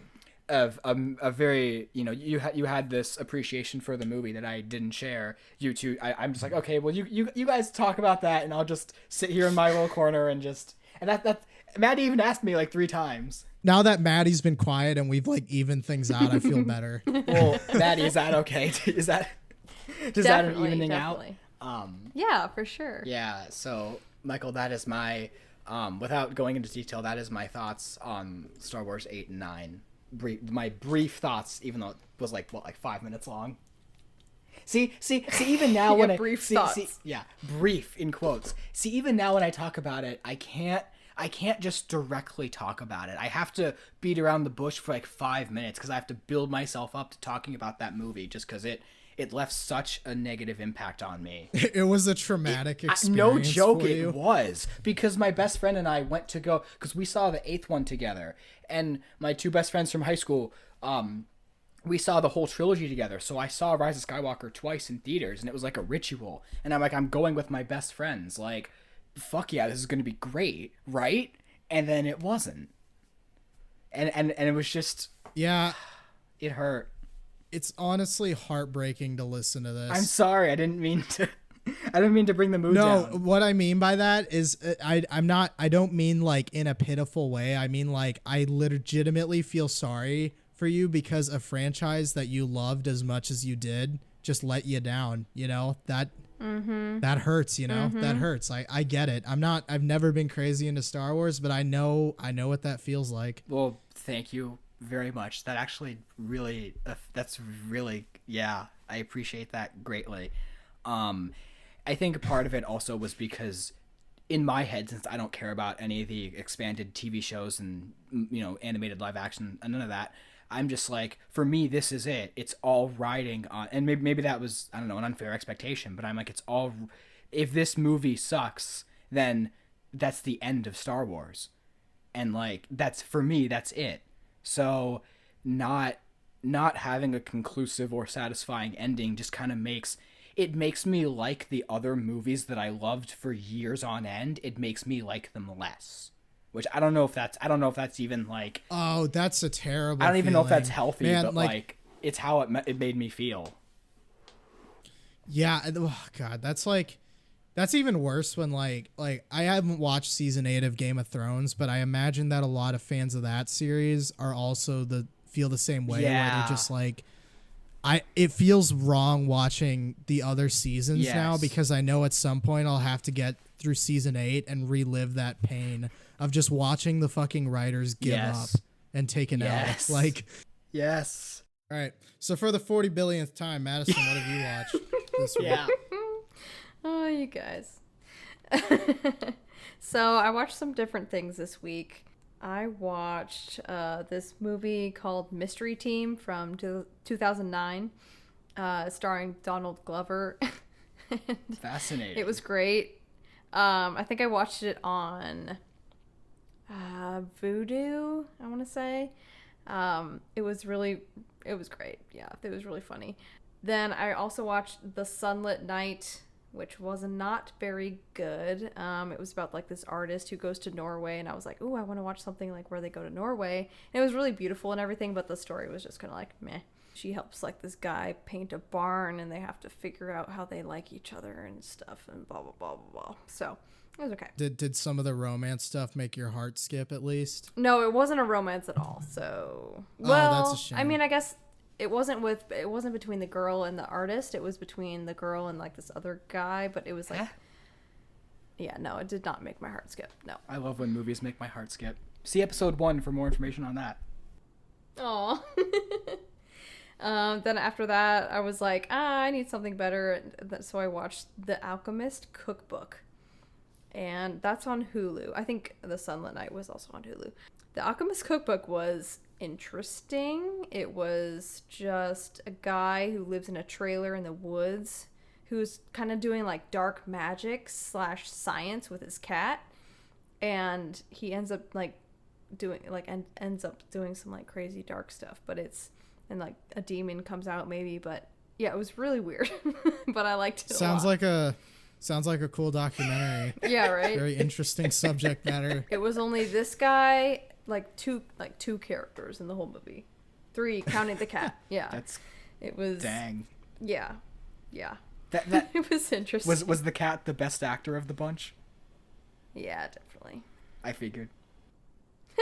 No, it was actually decent acting. Then I watched on Hulu The Orange Years, the Nickelodeon story. It was a documentary about Nickelodeon, which was really interesting. I recommend that one. It's just kind of interesting to see like how they got started and how they created the shows that they did. Because it was fun to just kind of watch all the scenes and stuff and like the theme songs of all the shows I used to watch and everything. Oh. So it was fun. It was interesting. Yeah, I feel like that'd be a good nostalgic trip, actually. It was. As a Nickelodeon person. I really want to see that documentary. And I agree. It sounds like it'd be a great trip. Yeah, I recommend it. I wish it wasn't on Hulu though, man. Having to watch commercials is just the worst thing ever. I think they only had it at the beginning. Oh, okay, that's all right. For the commercials on Hulu, do they? I guess the documentaries might be different, but isn't that true for most of their movies where they just have commercials at the beginning or end, or do they have them throughout? That's how another round was for me tonight. They just had ads at the beginning and that's it. So. Yeah, same. Yeah, same. There are some movies where they that are interrupted by commercials, and then others that aren't. Like I think Shoplifters has commercial interruption. Shoplifters is so good. Which sucks. That I cannot imagine a worse experience watching that movie of you like either being pleasant, of you being happy watching that movie or being moved to tears and then have it be interrupted by a fucking advertisement for the California lottery. Kill me, please. No, that's terrible. It's so inhumane. The problem with streaming ads is that, since it's not TV, they don't have a fade out of the movie. It just cuts right to the ad and immediately takes you out of what you're watching. Yeah, it's not fun. Yeah, if you're thinking about watching Shoplifters, please do not watch it on Hulu. Just take the L and buy the Blu-ray or something. Unless you have commercial-free Hulu. Oh yeah, that too. Who even has that? Yeah. Privileged motherfucker. I had a free trial of it and now I miss it. Hulu sends me emails saying, come back. And I'm like, sorry, I can't afford it without commercials. Oh, I have the awesome Hulu with Spotify premium package. Oh. That's like $5 a month. I think it comes with Showtime as well. Oh my god. So, yes. Cause yeah, I'm rich. Dude. Because that's how I saw Twin Peaks The Return at first, was through that package. Because they announced it, and I'm like, I finally get to watch this, and it was one of the best experiences of my life. Twin Peaks has been sitting in my Netflix queue. Don't even get us started. Since I opened my account, which was in 2016. Should I finally get over the fact that it's in 4x3 and take the plunge? Yes, because season 3 is not in 4x3. The movie is one of the most emotionally affecting things I've ever seen, and Laura Palmer and Dale Cooper will have my heart for the rest of time. And then season 3 on Showtime will change your life. And then you'll want to watch every David Lynch movie like we did. A lot of my favorite TV shows actually have been compared favorably to Twin Peaks. I really like this TV show called Dark. Yeah. And a lot of people talk about it as being like Twin Peaks 2. So probably should there is take a step back. some similarities there, I guess. It's definitely not directly related or anything, but it's I think when people talk about it like that, they're more talking about how the shows sort of just feel. I know that's a very vague word, but they may not share any sort of surface level similarities, but just the way they feel is similar. I would agree with that. Yeah.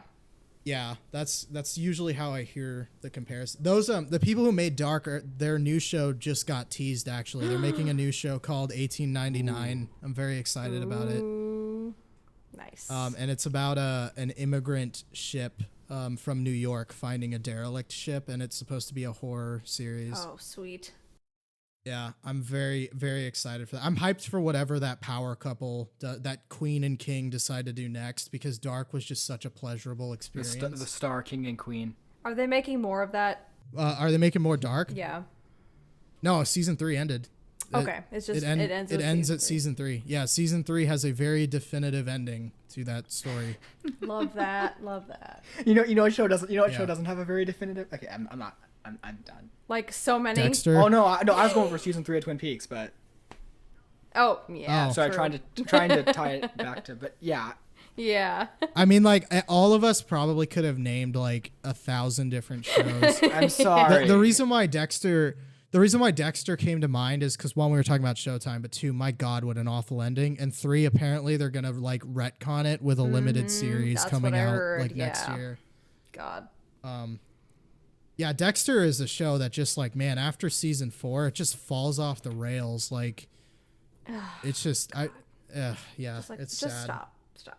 Yeah, I think that was also a show that was like originally a book adaptation, and then the writers just like had a field day, and then the show was never the same after that. Dang. Oh yeah, there's like an incest subplot in it too. Oh in really? that show. Sort of. They're just step siblings, but it's Wait, what'd you say? Step yeah. siblings? There's all right.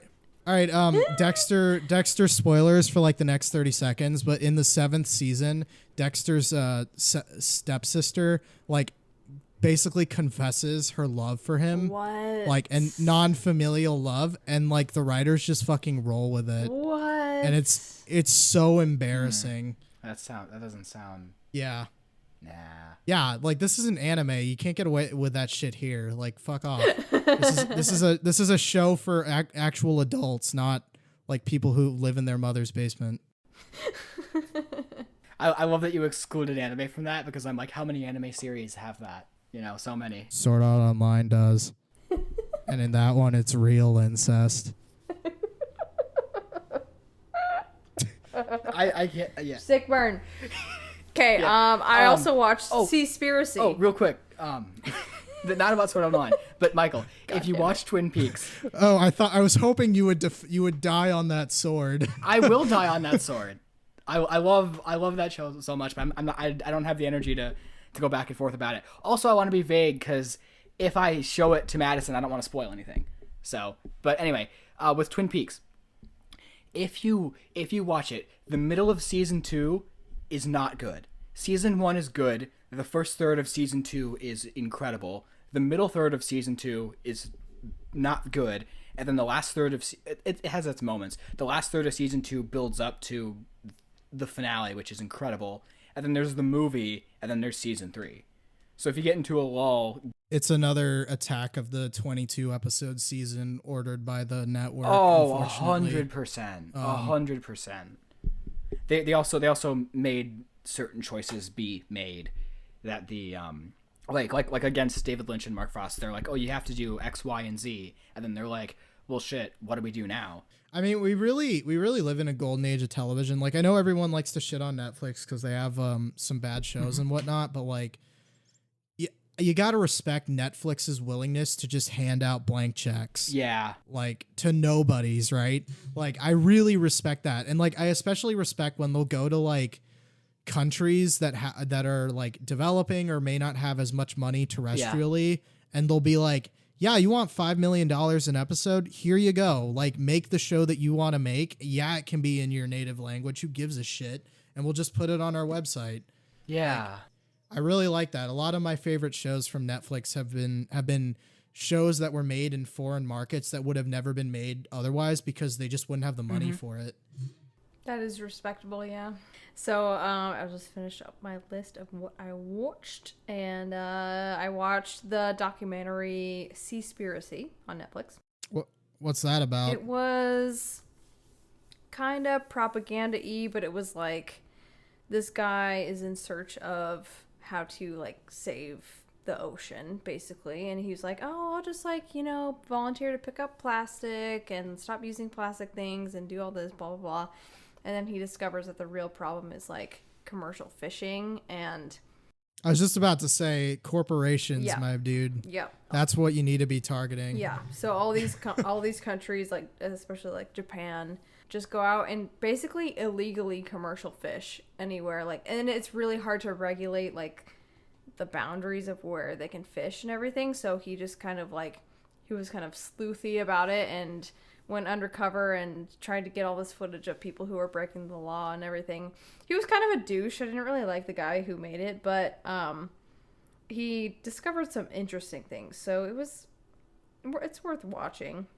I mean, it totally made me like, okay, I should not ever eat seafood again. But, you know, it's like, yeah, because the commercial fishing business is such a problem. I don't know. Most of the ocean's debris and everything is like fishing nets, fishing line, stuff like that. So my sister is a marine biologist. Oh, really? Yeah, so she's obviously the star of the family, but I digress. Yeah, next to this dumb film student who can just barely hold on to a job. No. But I'd be interested to recommend that to her and then ask her for her hot takes on it. Yeah, if you do, let me know, because it's just kind of like this guy is just spewing all of these statistics at you, and it's just like overwhelming a little bit because you don't have time to digest what it actually means. And I feel like I would have to do a ton of research of what all of these numbers mean, but yeah, and also like if you sharpshoot a statistic out of context, it doesn't really mean much. Yeah. Or it shouldn't mean much because it's like it could so easily be misrepresented. Yes. Like I know that crime documentaries are a big craze, but I cannot trust a single documentary anymore because of fucking Making a Murderer. Yeah. Like that show is such a piece of shit because of how it frames the Stephen Avery as a person. Like when it's like you look into it, you do like 5 seconds of research after watching the documentary and you're like, yeah, he killed her. Like there's just like, without a doubt, he killed her. And like the whole show is just trying to like string you along on this, like that there was this conspiracy within, you know, the police department. Sorry, spoilers for this dumb show. But like 10 years ago. It's okay. yeah, that they're still making some of it for some reason. But like, really? Yeah. But essentially like, it strings you along and gets you to believe in this asinine conspiracy theory that has no basis in reality, you know, and then you read about like how they kept certain like, certain pieces of evidence that are kind of important are never mentioned in the documentary. And you're like, yeah, like fuck this show. And everyone gave it a positive review. It still has like above 8 on IMDb, even though it's lying to you, you know? So like after that, I cannot trust any documentary, any crime documentary anymore, at least, because it's just like I don't know, you know, who made this or the narrative they're trying to push. It's really hard to discern, you know, with filmmaking, unfortunately. Yeah. With documentaries, yeah. I also just think that a lot of there's like a huge craze for the docu-series. Yeah. And a lot of the docu-series I watch should just be a documentary. Exactly. Oh my God, I feel the same an way. hour and 40-minute documentary. Oh like, my let's God. not string this out, you know? It just stretches on and on and on. I'm like, you did not need to add this. You could have just cut this out. We would have been fine. I mean, like, luckily a lot of them now are sticking to like, you know, 3 to 6 episodes. Yeah. But like back in the Wild West, Netflix was like, give us 10 or 12 Like, hour-long episodes. No. And you're just like, Jesus Christ, can we just cut to the fucking already? I've been waiting for so long for like the goddamn catharsis here, and you're just not giving it to me. Yeah. You know, it's like, yeah, it's not good, man. I agree. I can do like 3 or 4 or 5 episodes, but like anything more than that, I'm just like, no, not worth it. Yeah. And even then, I feel like, okay, let's just get to the chase here. We don't need to stretch it on. I want to watch there's a documentary on HBO Max about QAnon I want to watch. Because that's particularly within my political ideals. It's a pretty interesting topic to cover. Just like how you can be so easily lied to. Yes. Like, and believe all this crazy shit. Yes. Like, you know, it's basically through the power of memes alone. Exactly. Yeah. It's just like, watch that too. it's just, Yeah, so that's the only one I want to watch. I think that one's like pretty modest too. I think it's only like 6 episodes or something. Okay. Or maybe it might even be 5, but it's like a reasonable amount. Yeah. And I actually applied for an internship at the company that did all the motion graphics for it and Really? nearly got it. Oh, Yeah. shit. Nice. So, but yeah, they're based out of Denver. Oh, really? Yeah. Yeah, That's I walked awesome. to their office for my interview, and they were very nice people. Wow. It's a very small company of like, I think there are like 4 or 5 people that work there. Oh my God. Wow. Okay, so the last thing I watched this week besides Another Round was Nomadland because it won the Oscar, you know. Have y'all seen it? I want to, well, maybe after this conversation I won't want to, but I've heard good things. Yeah, I overall liked it a lot. I had only seen Frances McDormand in 3 Billboards Outside Ebbing, Missouri that won a did she win an Oscar for that a few years ago? I think she did. I don't know. I've been wanting to watch that movie since it came out, and I just haven't yet. It's a shame. It's good. It's just it's devastating. And I didn't really relate to her character. I don't know. I just don't know how I feel about her as a person. So I was like, who? Are you What? talking about 3 Billboards or this one? Which one's devastating? 3 Billboards.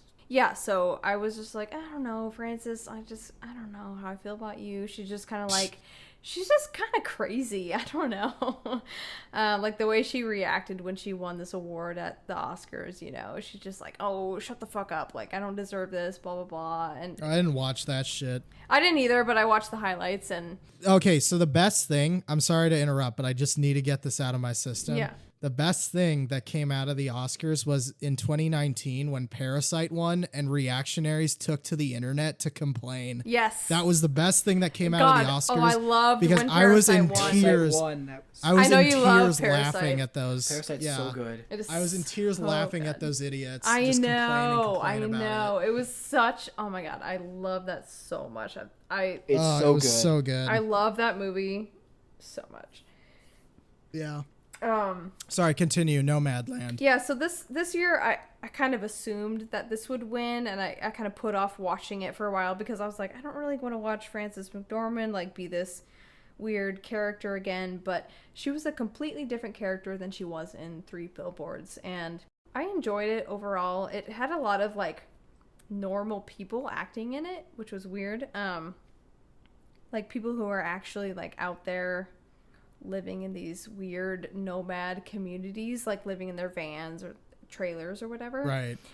And I liked that it showed off a part of the U.S. that we never get to see, like South Dakota, and they went to like these places that I went to as a kid, like Reptile Gardens. She held like this giant snake and stuff. I don't know. I just felt good about it. And it was sad, but it was also relatable, and we could like see who she was as a character. So I did like it overall, because I was expecting like something really sad, and it wasn't like too sad. It was like it was enjoyable to watch. Did that win Best Picture? Yeah. Yeah, I feel like this year for movies just in general has been very you know, like a lot of movies came out that were like good but not great. Like there were plenty of good but not great films, or films that I was looking forward to and they just sort of fell flat, you know? So like I couldn't even look forward to films because I didn't know what was coming out. Yeah. Well, I really did like the one who won best screen Promising Young Woman. I loved that one. Oh, okay. I should probably watch that one then. Yeah, I haven't watched many of the films that have come out this year, but it just seems like there hasn't been like the film that has dominated discourse in the same way that Parasite did last year. I would agree. Everybody was talking about that movie, you know. So good. Yeah. But yeah, it was like, yeah, kind of a weird Oscars this year. I watched the highlights. I missed the actual ceremony, but I watched Mank. I watched Promising Young I want to watch Woman. Mank. Mank was good overall, I would say, I until haven't like watched the that end. one yet. The ending was kind of like, eh. But it was, You know, good like overall. I really Mindhunter is my favorite thing Fincher has done. Okay. And I don't know, just like a lot of the movie. Like I like Gone Girl, I like The Girl with the Dragon Tattoo, I like The Zodiac, but just like there's just something about the scripts for those films that just doesn't like get me that excited about them. Yeah. But like Mindhunter, I got really into because it was like the TV format, and we could really take our time and get deep into the characters and like, and I don't know, Mank. Like I know that I'm like a film student in this. Well, I'm ex-film student now, former film student. I know it should be on subject matter that I'm interested in, but like honestly, like I could not give a fuck about Citizen Kane. I watched it once. It was fine. Yeah, no, it was a lot that I was like, I should know this. I should care about this, but I don't. Oh, dude, don't get me started. Don't get me started. I watched it once like 5 years ago, and I was like, I saw it twice. it's all right. It's all right. I mean, it was like in that class, it was one of the only films I didn't fall asleep during, so I can give it that. Okay. I'll grant it that. Okay. Yeah, there you go. It was one of the less painful ones. I don't remember if there was any film in that class that I watched that I liked. Did you watch Lost in Translation? No. Okay. No. I remember there was one, it was like the end of the semester, and we all got to bring in films and vote on what we got to watch that last day of class. Mm-hmm. And the people in that fucking classroom voted for Gummo, and it was the worst experience I've ever had. I haven't seen that. It's Neither. awful. I hated called it. It's Gummo? pretentious shit. Is that what you Yeah. said? Gummo. Yeah, I've it's, never, uh, yeah, I never, it's- I haven't heard of that. It's by Harmony Korine. It's like one of his first films. It's like, it's a total art film nonsense. It's like the type of, it's definitely like film student bait. Oh. Like the- that's the shit that you put on if you want like weird film students to come over to your house to watch movies It with. looks weird just What from the hell? the stills I'm seeing right now. Dude, that still is weird. What is this? Bunny Yeah, Boy. and the other movies we could have watched would have been like entertaining and crowd pleasing, but no, instead we had to watch some like pretentious shit and then talk about it for an hour. Oh, It was just there. ugh.